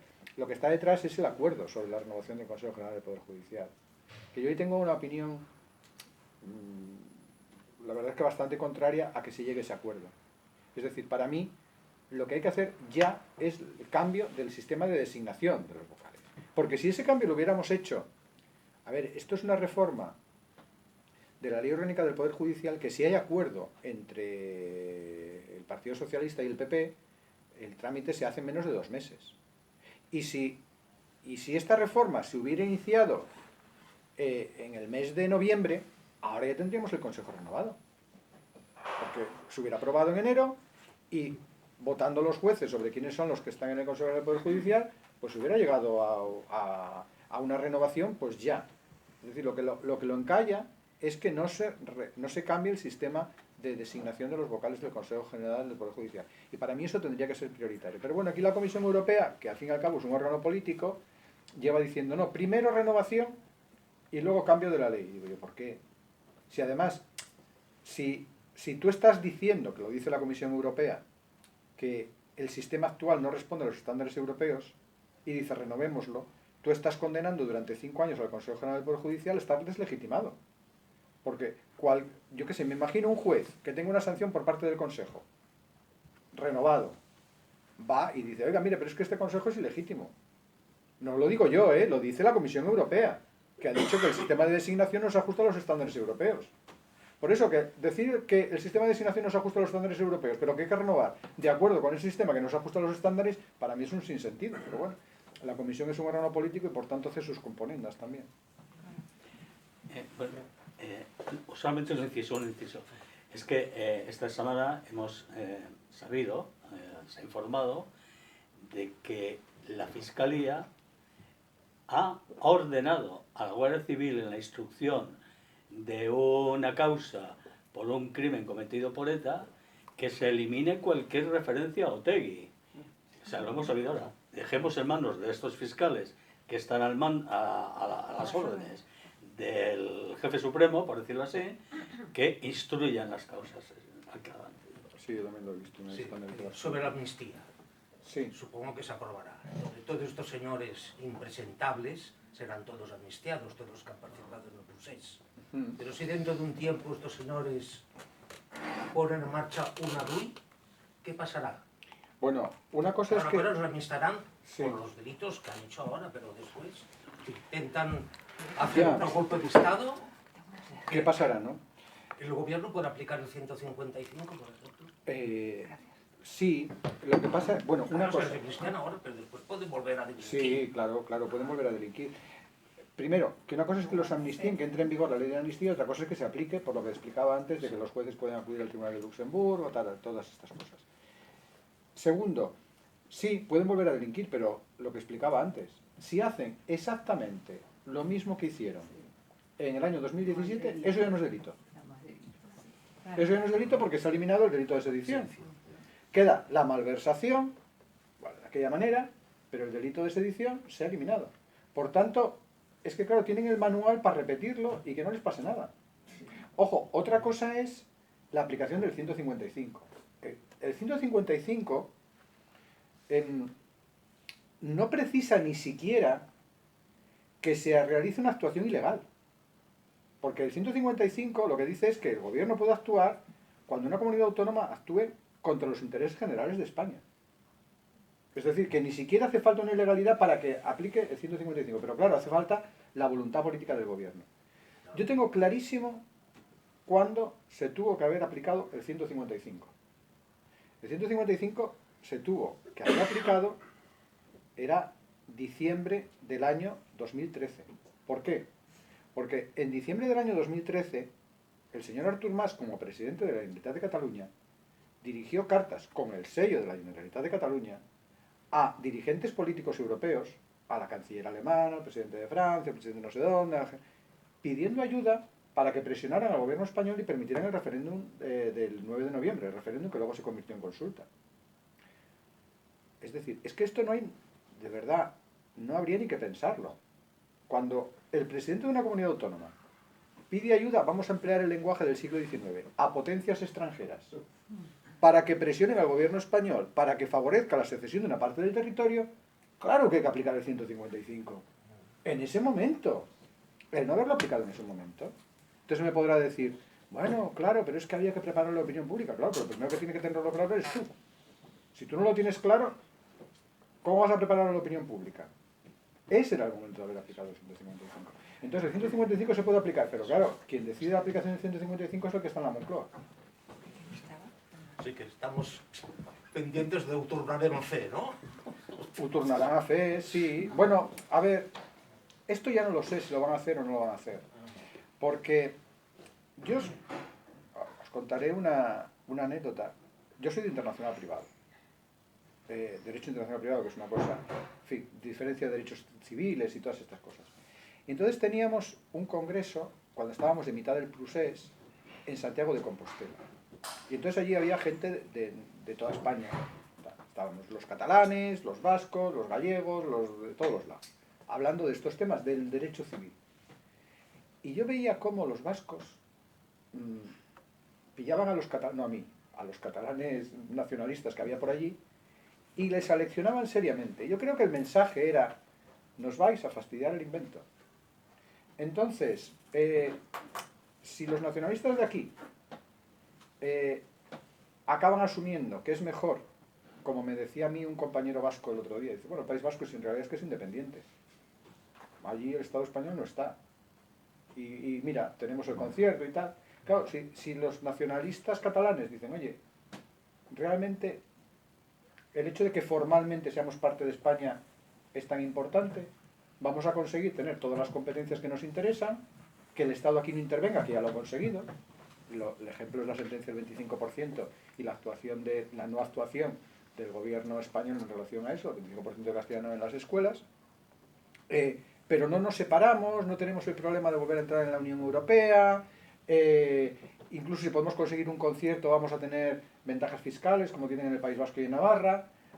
Pues si mutan a eso, que yo supongo que es lo que quiere el PNV en company, pues entonces a lo mejor no lo vuelven a hacer, sino que profundizan en la estrategia que están llevando a cabo desde el año 2018, que es legitimar lo que hicieron en el 2017, amedrentar a los que nos opongamos al nacionalismo en Cataluña y obtener las competencias que desean. Entonces no sé si lo volverán a hacer, no lo sé. Ahora bien, ya esto cuando pasó en el 2017, yo lo que planteaba, lo que pedía, es que se hubiera hecho una reflexión muy seria de cómo se había podido llegar a esa situación. Porque España estuvo en una situación muy complicada en el 2017. Y por mucho que dijera el Tribunal Supremo que la independencia era una ensoñación, eso es mentira, la independencia pudo ser. La independencia pudo ser clarísimamente. Entonces, ¿cómo hemos podido llegar a esa situación? ¿Y cómo podemos evitar que esa situación se repita? Porque claro, yo no me quedo satisfecho con decir no lo volverán a hacer. Yo lo que quiero es que no lo puedan hacer. Es decir, el que hay una situación en la que dependemos de la voluntad del presidente de la Generalitat de que arríe la bandera española y proclame la independencia, con visos de eficacia, a mí eso no me tranquiliza. Por eso lo que me preocupa es que se pueda hacer. Que lo vayan a hacer o no lo vayan a hacer, no lo sé. Una pregunta y felicitarle por su brillante exposición. No. Quiero quedarme con la tipificación de los empleados públicos que han desobedecido las leyes del Estado. El papel del fiscal general, que yo he hecho a faltar mucho al fiscal Maza, que por desgracia murió, sí, falleció, sí. El papel del fiscal general está muy debilitado o mal dirigido o no cumple la ley. Porque claro, el tipo penal de la prevaricación existe, todos lo hemos visto y lo hemos reclamado, pero ¿quién es el llamado a reclamarlo a nombre de la sociedad? Sí, bueno, Claro, si lo vuelven a hacer, si lo vuelven a hacer. hay este delito, porque ellos prevarica Sánchez, prevarica Bolaños, prevarica a los ministros, los de la Generalitat incluidos, porque no están cumpliendo la ley. Yo no soy de penal, entonces, claro, los delitos luego cuando los vas a mirar en concreto, Sí, la prevaricación por omisión sí, es, por lo que me han explicado, complicada de conseguir una condena de prevaricación por omisión. No hay que perder nunca de vista que el derecho penal es lo que se conoce como última ratio. Es decir, tenemos que recurrir a él solamente cuando no hay otra alternativa. Entonces aquí se juntan varias cosas. Por una, lo que ya hemos comentado de la preocupación que hay sobre la actuación de Fiscalía. Yo lo confieso, a mí ahora mismo me preocupa Fiscalía. Me preocupa Fiscalía. La verdad es que me iba preocupando hace tiempo, pero bueno, ahora más, ¿no? Pero luego es que hay poca conciencia de la gravedad de algunos de estos delitos o de estas actuaciones. Y luego hay otro elemento que hay que tener en cuenta, y es que el derecho penal en general, es decir, por eso decía haber aplicado el 155 en el año 2013, porque el derecho penal no es eficaz cuando se trata de sancionar a decenas de miles de personas. Y aquí hay un ejemplo que ya supone un mirar para otro lado, supone una desprotección, supone una... yo seguí todo el juicio del 2019, como te lo transmitían en directo y luego estaban los vídeos, yo intentaba seguirlo y luego los fines de semana me ponía al día de lo que no había podido ver durante la semana. Cuando acabó tuve la sensación de que, ¿y ahora qué voy a ver, no? Tendré que ver que hay en Netflix, pero vi los vídeos. Y el otro día todavía repasé el vídeo de la comparecencia, del testimonio, de los testigos de la defensa. De los testigos de la defensa. Los que había llamado a la defensa, que era gente que había estado en los colegios electorales, ¿no? ¿Qué fue lo que me llamó la atención? Bueno, estaban aleccionados, lógicamente. A ver, siempre pasa, ¿no? Es decir, no estoy descubriendo nada nuevo. Pero, por lo menos en 2 ocasiones, la pregunta que se les formulaba por parte de Fiscalía, Abogacía del Estado, era, lo reproduzco más o menos. ¿Usted fue al colegio tal? Sí. ¿A qué hora estaba en el colegio? A las 7 de la mañana. ¿A qué hora abría el colegio? A las 9. Entonces usted, ¿por qué estaba allí a las 7 de la mañana? Pues para impedir que actuara la policía. Hubo 2 que dijeron esto, más o menos. Claro, que me corrijan, no sé si en la sala hay penalistas, pero que me corrijan los que saben de penal, de procesal penal, pero a mí me parece que en ese momento Marchena, que era el presidente de la sala, tenía que haber dicho, mire, detengo el testimonio, usted ha confesado la comisión de un delito y por tanto damos parte al Ministerio, bueno, el Ministerio Fiscal lo ha visto, por si quiere iniciar actuaciones contra usted, pero usted no puede continuar testificando, porque se acaba de incriminar. Eso es, yo creo, lo correcto. Porque, claro, el impedir que la policía ejecute un orden judicial es un delito. Y aquí el Tribunal Supremo miró para otro lado. Marchena yo creo que era consciente, porque Marchena yo veía como cuando, la segunda vez que vi el vídeo, cuando llegaba esa parte del interrogatorio, él intentaba desviar, yo creo que para que no dijeran esto y no verse comprometido. Pero hubo 2 que lo dijeron y se miró para otro lado. Yo lo entiendo. ¿Tú vas a iniciar actuaciones judiciales contra 200.000 personas? ¿Contra 100.000 personas? ¿Con 50.000? ¿10.000? Es que me da igual. Claro, el derecho penal no está pensado para eso. El derecho penal no está pensado para eso. Pero al mismo tiempo, cuando hemos llegado a ese punto, los que cumplimos la ley, sentimos, ¿y por qué a mí no me dejan hacer estas cosas? Es decir, ¿por qué a los que yo tengo enfrente les permiten incumplir la ley y yo no? Claro, cuando haces esta pregunta es muy peligroso para la convivencia social. Es muy peligroso. Y por eso digo que el no parar la actuación de los poderes públicos ilegal a tiempo tiene un potencialidad disgregador y de ruptura de la convivencia.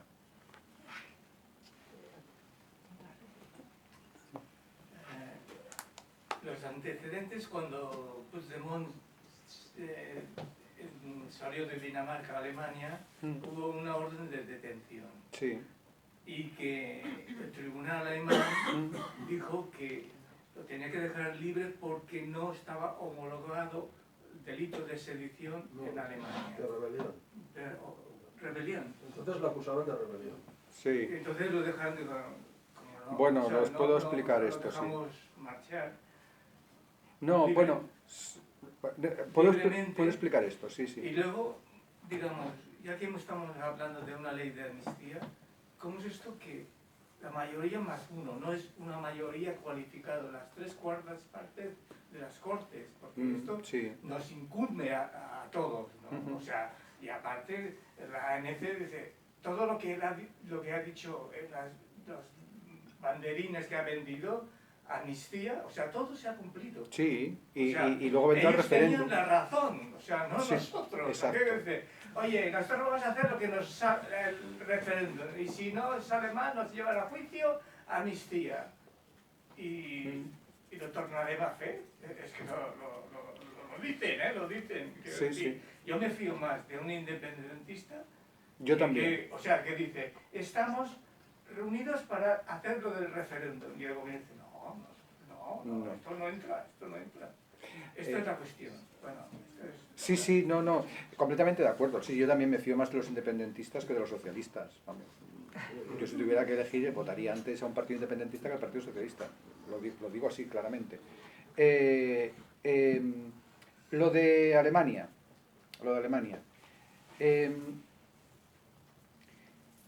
Es un tema que debería ser preocupante. Porque, ¿qué pasó en Alemania? Se intentó aplicar la Orden Europea de Detención y Entrega. La Orden Europea de Detención y Entrega es un instrumento que facilita la cooperación en materia penal entre los Estados miembros. Entonces ese instrumento supera en muchísimo los mecanismos tradicionales de extradición. En muchísimo. No voy a entrar. ¿En qué? Bueno, pues primero que hay una lista de delitos en los que no se tiene que verificar lo que se llama doble incriminación. Es decir, en el mecanismo tradicional de la extradición, cuando alguien estaba buscado en un país por un delito y estaba en otro país, ese otro país solamente lo entregaba cuando aquello por lo que estaba siendo buscado era también delito en el país en el que se encontraba, ¿no? Bien, entonces hay una serie de delitos en los que no hay que verificar la doble incriminación. Uno de ellos es la malversación, que en la Orden Europea de Detención y Entrega, la decisión marco que regula esto, se conoce como corrupción, pero que incorpora los delitos de malversación. Y por eso el tribunal alemán no lo dejó libre. El tribunal alemán lo que dijo es que lo entregaba por malversación. Lo que pasa es que el juez de Arena, el instructor, dijo que no quería tomarlo por malversación, porque si lo tomaba por malversación no lo podía juzgar por rebelión, que era la acusación que entonces tenía, que luego el Tribunal Supremo la cambió por sedición, ¿no? Cuando dictó la sentencia. Es decir, yo no quiero que venga aquí a España y que lo tengamos que juzgar solamente por malversación. Que a lo mejor fue un error, a lo mejor habría que haberlo traído por malversación, haberlo juzgado por malversación, no lo sé. Pero ¿qué pasaba con la sedición? Claro, la sedición no está entre los delitos que están exentos del requisito de doble incriminación. No está exento. Por tanto, hay que verificar que aquello por lo que se le persigue en el país de origen es también delito en Alemania. Pero eso se ha entendido muy mal. Y lo ha entendido muy mal incluso el tribunal alemán que dictó la resolución. ¿Por qué? Porque tú no tienes que verificar la equivalencia de delitos. Es decir, tú no tienes que verificar si la sedición en España es equivalente, en aquel momento era rebelión, porque se le estaba acusando de rebelión, que la rebelión en España es equivalente a alta traición contra la Federación, que sería más o menos el delito equivalente que hay en Alemania. No es esa la lógica, hay sentencias del Tribunal de Luxemburgo que lo explican. Dicen, la lógica es que los hechos por los que es acusado en España tienen que ser también delictivos en Alemania, pero no importa qué delito sea, basta que sea cualquier delito. Y, de hecho, en la decisión del tribunal alemán está reconociendo que eso es delito en Alemania. ¿Por qué? Porque el tribunal alemán, en su decisión en la que niega por sedición, dice, claro, lo que se le está acusando en España, en Alemania no sería alta traición. Y entonces pone un caso de los años 50 en los que a un señor se le acusó de alta traición porque había dirigido la ocupación de un aeropuerto para protestar por no sé qué. Se le acusó de alta traición y entonces el Tribunal Supremo Federal Alemán le absolvió de alta traición porque consideró que no se había empleado la fuerza suficiente. Y entonces el tribunal alemán dice, claro, si no se emplea la fuerza suficiente, no es alta traición, por tanto, esto no es equivalente a la rebelión que se le está acusando en España. ¿Hasta ahí claro? ¿Cuál es el siguiente paso? Que en ese delito, en ese caso de los años 50, a los que traía a colación el tribunal alemán, a ese señor que dirigió la ocupación del aeropuerto de, no me acuerdo dónde era, si era Frankfurt o era Múnich, Frankfurt, a ese señor que dirigió la ocupación del aeropuerto de Frankfurt, no le condenaron por alta traición, pero lo condenaron por desórdenes.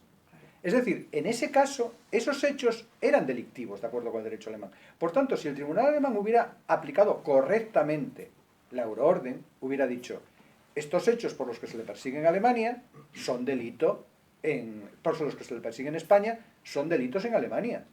No es alta traición, es que eso es irrelevante, son desórdenes públicos, porque es que el caso que el tribunal traía a colación para justificar que no se entregara era un caso en el que se acabó condenando. Por tanto, el tribunal alemán aplicó desde una perspectiva técnica fatal la euroorden. No sé si porque no sabía o porque no quería saber. Hay además otro elemento, y es que el tribunal alemán entró a corregir los datos que le trasladaba el tribunal español, el Tribunal Supremo Español. Dijo, es que los hechos que dice no son estos. Eso no se puede plantear en un proceso de entrega de ejecución de una euroorden. El tribunal del Estado requerido no puede corregir los hechos que le plantea el tribunal de origen. Entonces, el tribunal alemán lo hizo fatal. Ahora bien, aquí hay culpa de todos. Porque yo recuerdo que cuando estaba pasando esto, el ministro de Justicia decía, es que yo respeto mucho a las decisiones de los jueces. No, esas no son las declaraciones del ministro de Justicia español. El ministro de Justicia español tenía que haber hecho lo que estoy diciendo yo ahora. Y decir, se está aplicando mal la euroorden. Y voy a ir a Bruselas a preguntarle al tribunal, al comisario europeo, ¿por qué en Alemania se está aplicando mal la euroorden? Porque es una aplicación equivocada de la euroorden de manual. No me voy a quedar con que respeto las decisiones judiciales. Si se están aplicando mal y están privando de la cooperación, voy a decir, España quiere que se aplique bien la euroorden. Y aquí se está aplicando mal. Entonces, claro, hay responsabilidades por parte de todos en este asunto. Pero los tribunales alemanes lo hicieron fatal, en este caso. Y los belgas ya no quiero decirlo. Hay problemas de fondo en esto de las euroórdenes. Y es que, claro, a ver, tradicionalmente no se han producido entregas por delitos políticos. Ojo, y eso incluye delitos muy graves, es decir, porque a veces se dice, no es que los delitos políticos es como si fueran delitos menos graves. A ver, no, un asesinato político es un asesinato y es un delito político. Es decir, y la tradición desde el siglo XIX es que no se producen entregas por delitos políticos entre los países. Claro, en Europa se ha dado el paso de decir, no, vamos a hacer la euroorden, y entonces esta visión tradicional de que no se hacen entregas por delitos políticos, pues es superada y tal. Claro, se ha ido a lo mejor más allá de lo que podían tolerar los diferentes sistemas. Yo eso no lo juzgo. Es decir, digo, pues a lo mejor, viendo lo que ha pasado con las euroórdenes en relación a este caso, resulta que la euroorden como instrumento es demasiado ambiciosa para la integración que tenemos ahora mismo en Europa. Pues a lo mejor hay que reconocerlo así. Pero lo que no nos podemos quedar es de nuevo mirando para otro lado. Hay que analizar lo que ha pasado. Las euroórdenes no se han aplicado correctamente. ¿Por qué no se han aplicado correctamente? Y la Comisión Europea ha pasado olímpicamente de exigir el cumplimiento de las euroórdenes. ¿Es porque todavía no asumimos que los delitos políticos tienen que ser tratados igual que el resto de delitos? Yo creo que habría que dar el paso a decir, miren, estamos en una comunidad de derecho, como es la Unión Europea, y el atentado contra el orden constitucional de un Estado miembro es como el atentado contra el orden constitucional de cualquier otro Estado de la Unión, y todos tienen que colaborar y tal. y por tanto vamos a seguir manteniendo la orden en esta línea. Pero yo admito también la respuesta contraria, de decir, miren, ahora mismo en Europa no estamos capacitados para garantizar la entrega por delitos políticos. Vamos a reformar la euroorden para rebajarla. Con lo cual habrá que aumentar los controles en las fronteras, porque claro, una cosa va con otra. Si no hay una cooperación plena en materia penal, pues habrá que tener algún tipo de control en las fronteras, yo qué sé. Pero no nos engañemos. Unas cosas llevan a las otras. Y por eso el tema de las euroórdenes a mí me parece que ha sido nuclear y que ha sido un test. Pero igual que en España no se ha hecho un análisis serio, sincero, riguroso y profundo sobre lo que pasó en el 2017, en Europa no se está haciendo un análisis serio, profundo y riguroso sobre el fracaso de las euroórdenes.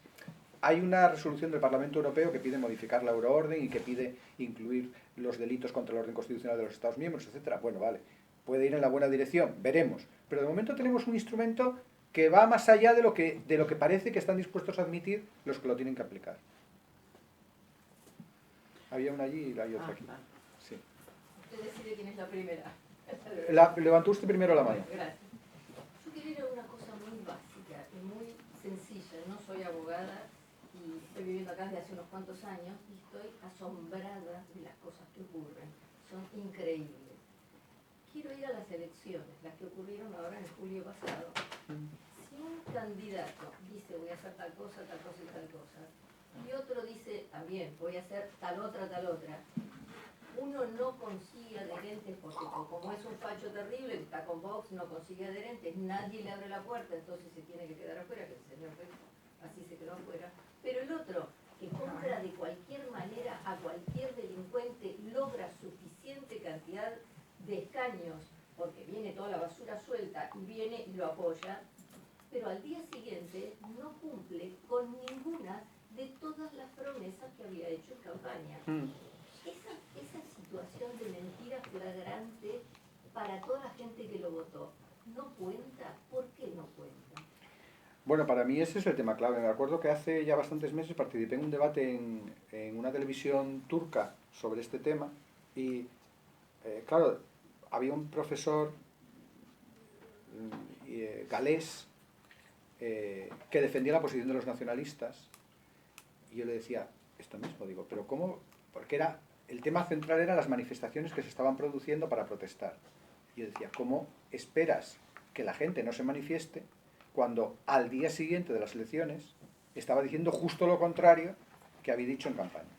Ahora bien, a mí me gusta repetir una frase que no es muy optimista quizá, no lo sé, que es que yo creo que en general todos acaban siendo lo que la gente, lo que sus habitantes quieren. Pero cuando estamos en una democracia en la que votamos, eso es todavía más cierto. Es decir, el drama no es que Sánchez haya cambiado de opinión.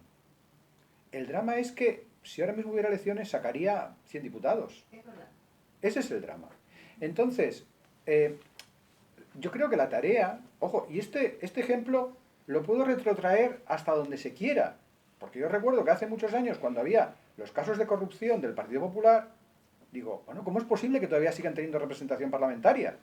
Es decir, yo le doy a unos y a otros.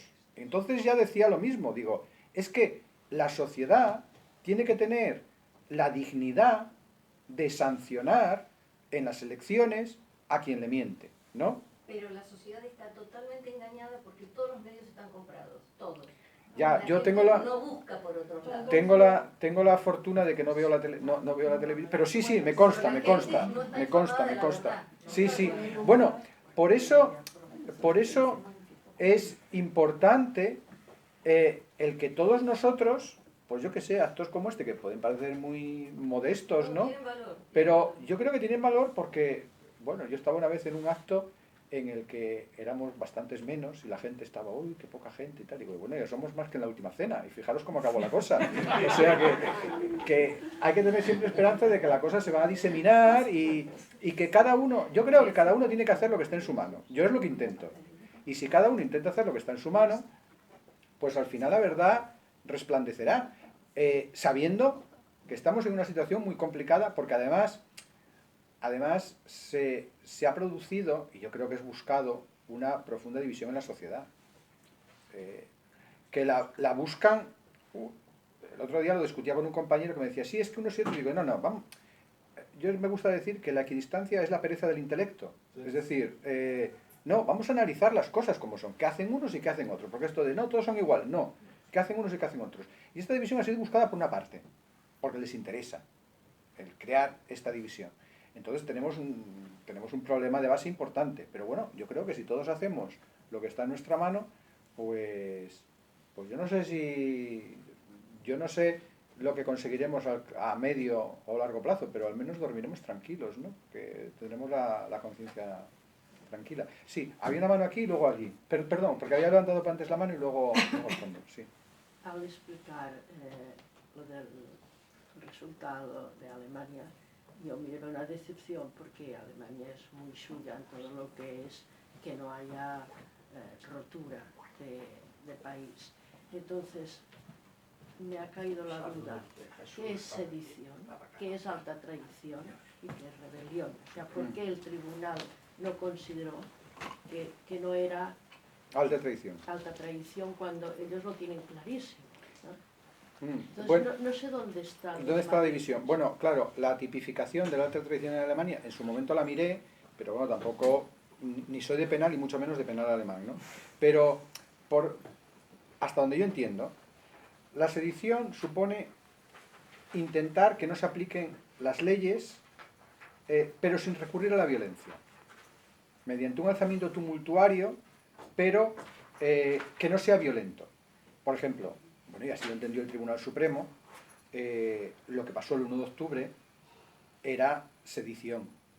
¿Por qué? Porque había un alzamiento tumultuario que tenía como objetivo que no se pudieran aplicar las leyes. Lo que pasó el 1 de octubre y antes, lo que pasó el 20 de septiembre, cuando se bloqueó a la Comisión Judicial en la sede de la Consejería de Economía, lo que pasó el 3 de octubre, cuando se montó la famosa huelga de país, etcétera, etcétera. ¿Qué es lo que convierte a eso en rebelión? Que haya violencia. Y entonces aquí la violencia, hay muchas discusiones doctrinales sobre si la violencia, ¿dónde empieza? ¿Cuándo se ejercita o cuándo se amenaza con ella? ¿No? Para mí, hay un elemento, pero esto, claro, esto no se puede traducir al Código Penal, habría que reformar el Código Penal. Y es que cuando el que da el golpe de Estado, por emplear este término, es el que tiene el poder, es técnicamente un autogolpe, que fue lo que pasó en Cataluña. Claro, cuando el que da el golpe de Estado es el que controla a la policía, pues no necesita ejercer la violencia, porque ya tiene a la policía. Claro, la policía, en este caso me refiero a los Mossos d'Esquadra. Los Mossos d'Esquadra son los que ejercen el monopolio de la fuerza en Cataluña. Habían venido, que fue esencial, que hubieran venido los 5.000 o 6.000 policías y guardias civiles, si no, yo creo que esto ahora mismo sería un país independiente.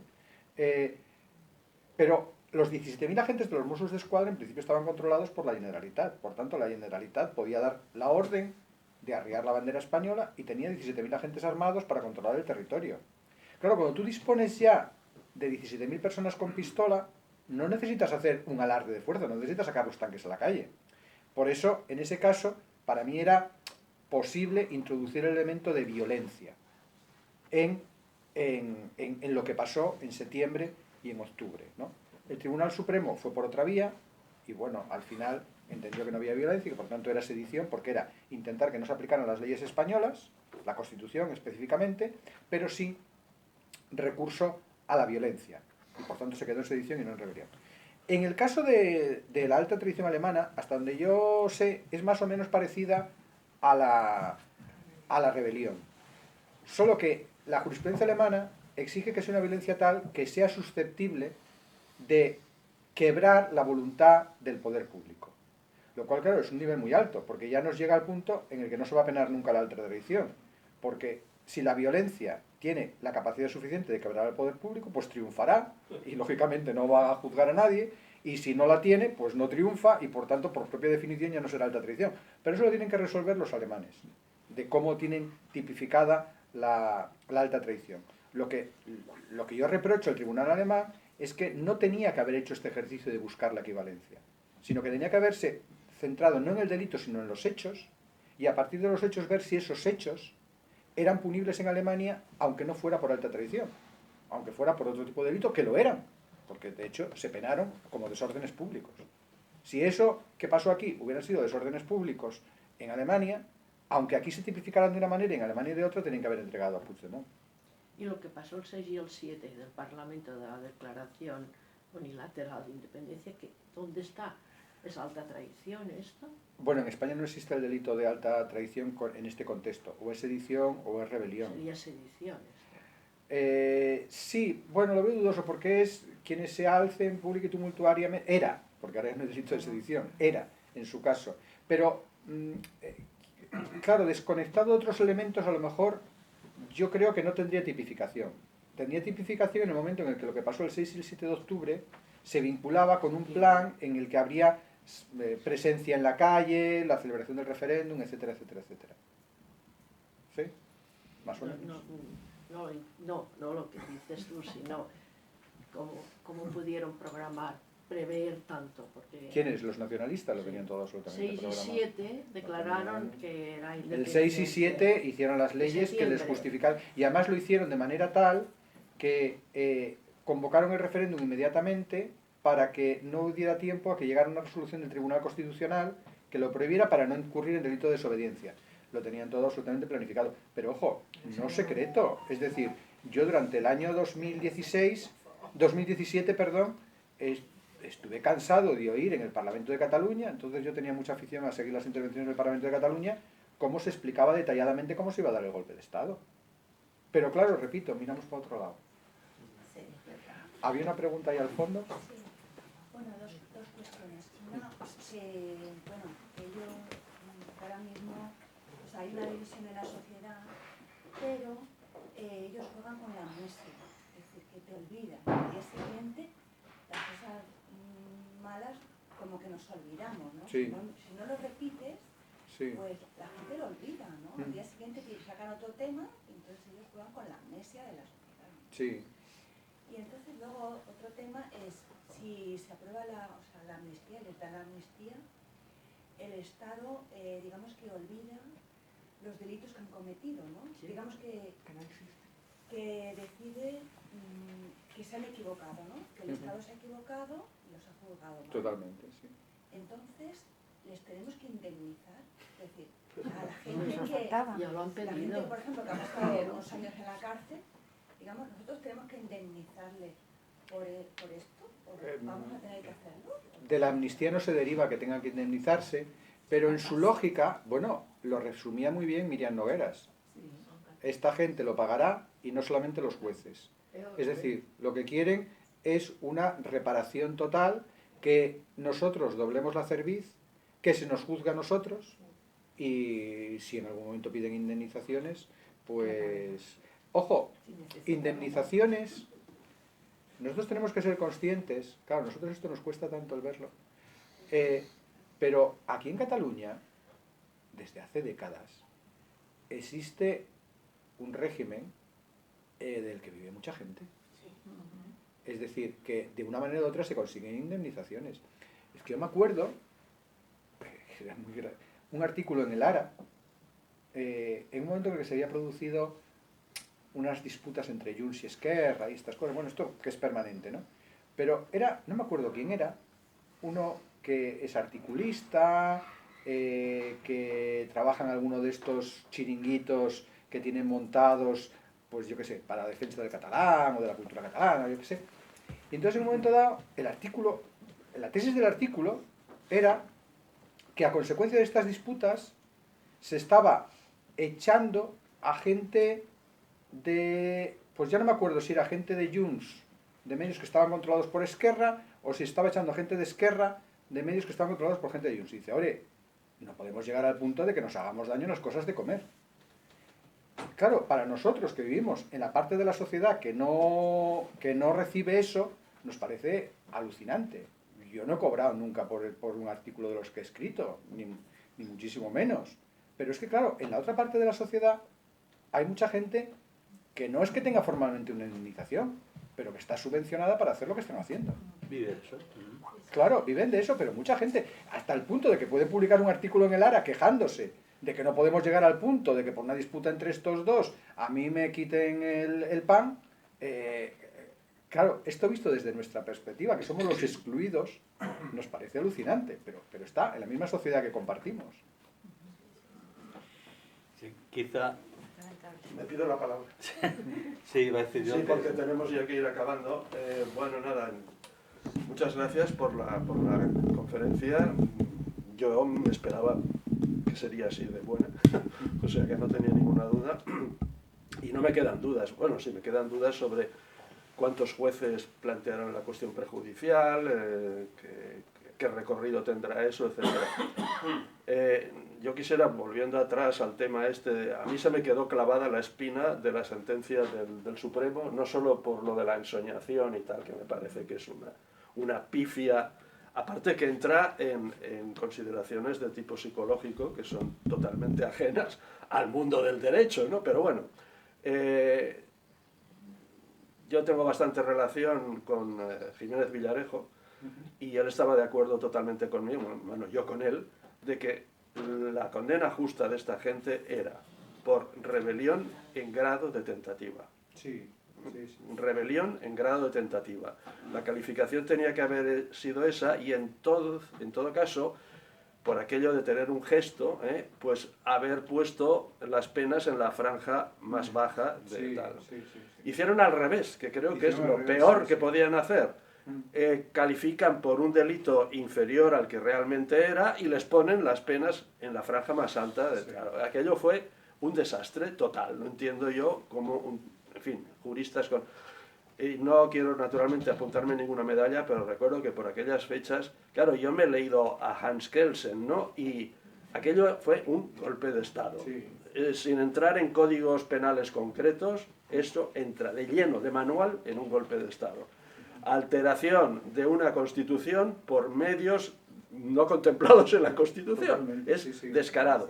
Y escribí un artículo diciendo eso, y que lo de la rebelión estaba clarísimo y tal, y tuve la satisfacción, bueno, pura casualidad, pero en la intervención del fiscal Cadena, repitió prácticamente casi palabras literales de lo que yo había escrito, Sí, sí. el fiscal Cadena, ¿no? Sí, sí. O sea, para mí eso fue, y claro, yo no me acordaba, bueno, no sé si me llegué a enterar en su momento de lo de 2012 y 2013, claro, es que es verdad, es que es aquello de, no sé si aplicar lo de la metáfora de la rana, Exacto, sí, completamente, sí, sí, sí, la sí. rana hervida, es eso, poco a poco va colando, claro, o sea, juraban y perjuraban primero que, bueno, que no, indultos, que yo no había hablado de indultos, no tendría que haber indultos, hay la hemeroteca, deja a Sánchez, vamos, como, y luego,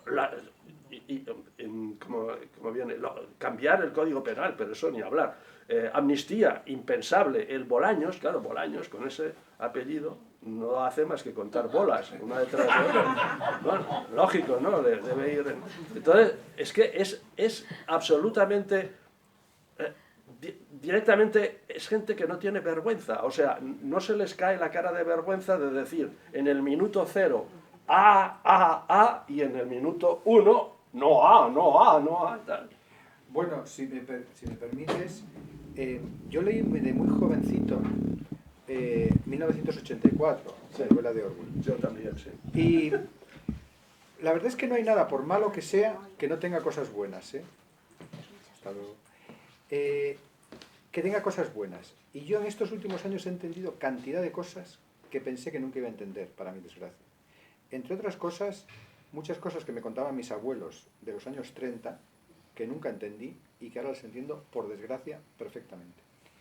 Pero en 1984, que hay tantas cosas exageradas, yo recuerdo perfectamente que cuando lo leí la primera vez, hubo una cosa que dije, no, esto es impensable.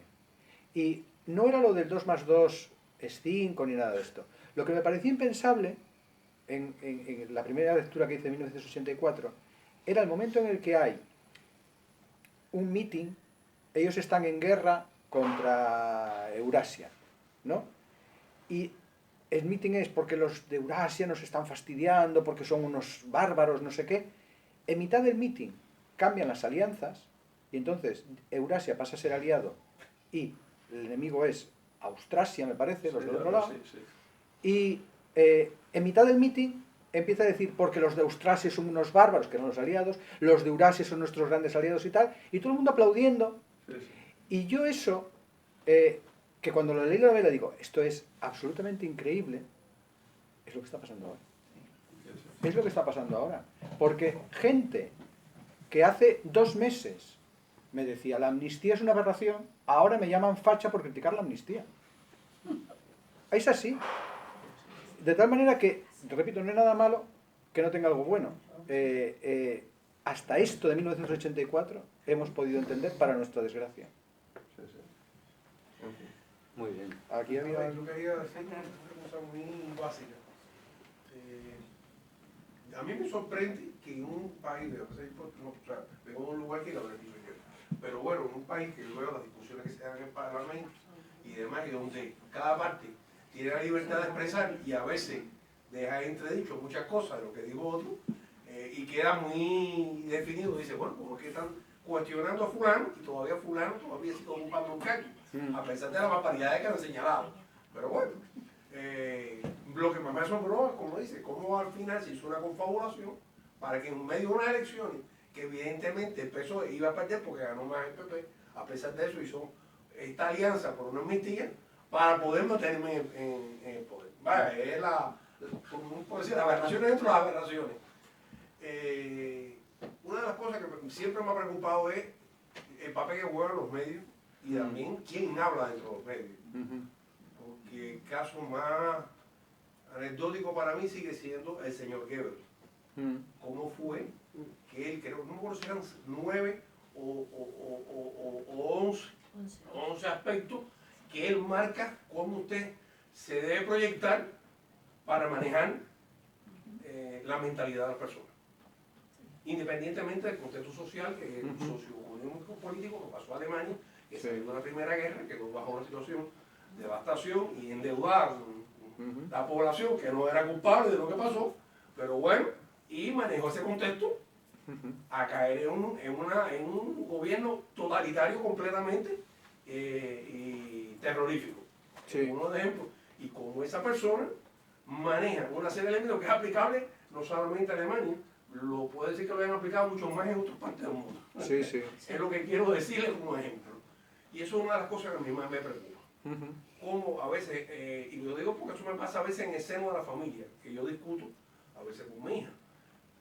Hay un señor que yo respeto mucho, que es sociólogo, se llama Agustín Laje, argentino, ha hecho muchas intervenciones acerca de varios temas, y sobre todo ese supuesta social o democracia o progresismo, un poco que manipulado bajo un contexto que él incluso ha marcado, él no es enemigo del feminismo, lo que pasa es que dice que el feminismo ha ido pasando por varios tipos de transición, que en este momento el feminismo no en ningún momento, en esta última versión, no llega a ser favorable a las mujeres. Una cosa es que la mujer tenga derecho a estudiar, a trabajar, a ser elegida, a poder votar, y otra cosa son cosas que están pasando ahora en las grandes transformaciones estas, que ya se pretende en la escuela trabajar en la sexualidad de los niños. Estamos hablando de las barbaridades, Y él discute mucho ese tema. Usted puede ser mañana lo que usted quiera. Y cada cual puede, pero los padres tienen derecho a decir cómo yo quiero criar a mis hijos. Y que nadie haga un transformer de mi hijo metiéndolo en una escuela. Uno de los elementos. Pero bueno, digo un poco esto porque para mí fue muy anecdótico lo que pasó un poco en las elecciones argentinas. Subió un Milei que de cierta manera, la forma que se proyectaba y demás, a veces no era muy bien visto en medio contexto. Y estaba la otra parte, que era Don Fernández, que estaba en el poder y que supuestamente respaldaba a la izquierda y el progreso, y que bueno, estaba un poco discutido las elecciones. Van a una primera vuelta en donde los Fernández supuestamente ganan un poco más el escaño, pero como no llegan a una posición para poder ocupar el poder, se establece una alianza y Milei en una segunda vuelta sí le gana a los Fernández. No, pero tienes que aclarar, Milei suma a la otra parte. Sí, a la otra vuelta. Duplica el número Duplica porque el número, se lo da Macri. le gana a los Fernández. Son dos pero bueno, centros. voy a algunas esencias porque, dos centros. a ver, no entro en muchos detalles, solamente lo que más o menos me llega como limitación, pero voy a una cosa que hay criticado. O sea, el país estaba en una gran inflación y que él no iba a resolver los problemas, pero ahora las estadísticas están dando otras cosas. ha bajado un poco el precio de los alimentos con respecto a la inflación que había, por algunas medidas que ha adoptado. Ha salido al escándalo público una gran cantidad de salarios que se pagaban infladas de manera increíblemente y que en duda subían el valor de la deuda fiscal, y por ahí van los temas. Está en una situación como de observación, a ver qué va a suceder. Ha revertido la economía, la inflación loca que había. Si me permiten, es que esto se aparta un poco de... Sí, digamos, nos apartamos del tema. Pero bueno, ¿qué es lo que quería un poco que Sí, llegara sí, no. al tema? Podemos hacer un Que día para mí una... el concepto de democracia Sí. juega un papel con la participación de la población. Claro, esto sí, está claro. Y si no se transmite una conciencia de qué es lo que está bien o qué es lo que está mal. Bueno, si me permite, que coincide con lo que habíamos comentado antes, uno tiene que asumir que la posición de ciudadano es una responsabilidad. Es decir, que uno tiene la obligación de comprometerse, tiene la obligación de analizar lo que sucede, de intentar enterarse y de votar en conciencia, no por el interés particular de uno, sino por el interés general. Eso ya es pedir mucho. Pero entre eso y la apatía completa, el dejar que te cuelen mentiras, porque es verdad que el problema de los medios, aquí en España el problema de los medios no es mi especialidad, pero he hablado con gente que lo conoce, es que la publicidad institucional en España a todos los niveles es brutal. De tal manera que los medios dependen muchísimo del poder, no solamente los medios públicos, sino los subvencionados, que son todos. Entonces este es un problema muy serio. Y el otro tema es que la sociedad esté integrada por personas que quieran formarse, que quieran analizar y que intenten buscar el rigor. Y esto es complicado. Es complicado, y yo no sé si vamos avanzando además en la dirección correcta. Yo que tengo hijos relativamente pequeños, en fin, y veo lo que pasa, a veces me preocupa un poco, ¿no? Porque hay cosas que yo creo que deberían de conocer y que no conocen. No digo ellos en concreto, digo en general la gente de su edad. Supongo que esto a lo mejor ha pasado siempre, pero bueno, yo comparto mi preocupación, porque si no estás formado, si no tienes criterio, luego no puedes tomar decisiones adecuadas. Y en una democracia todos somos responsables. Todos somos responsables. Más de lo que pensamos. Ahora afortunadamente ha bajado, pero hace unos meses se intentaba cargar al rey con una serie de responsabilidades, y yo siempre lo digo, mira, tú y yo en esto tenemos mucha más capacidad que el rey.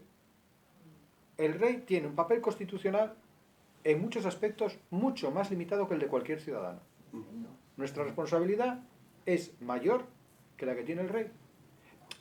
Tenemos un poco la idea de buscar esa cosa de el que nos venga a salvar de arriba.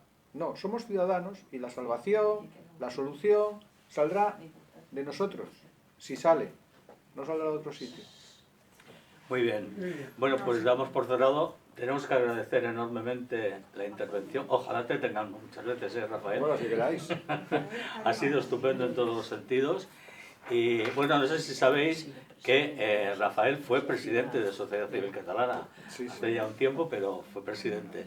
Por lo tanto, es una persona que en esta casa tiene un puesto relevante en el recuerdo. Bueno, sigue siendo socio, ¿no? Supongo. Sigo siendo socio, fui presidente y la verdad es que a Sociedad Civil Catalana le tengo mucho cariño, porque yo estaba en la junta directiva pues desde el comienzo.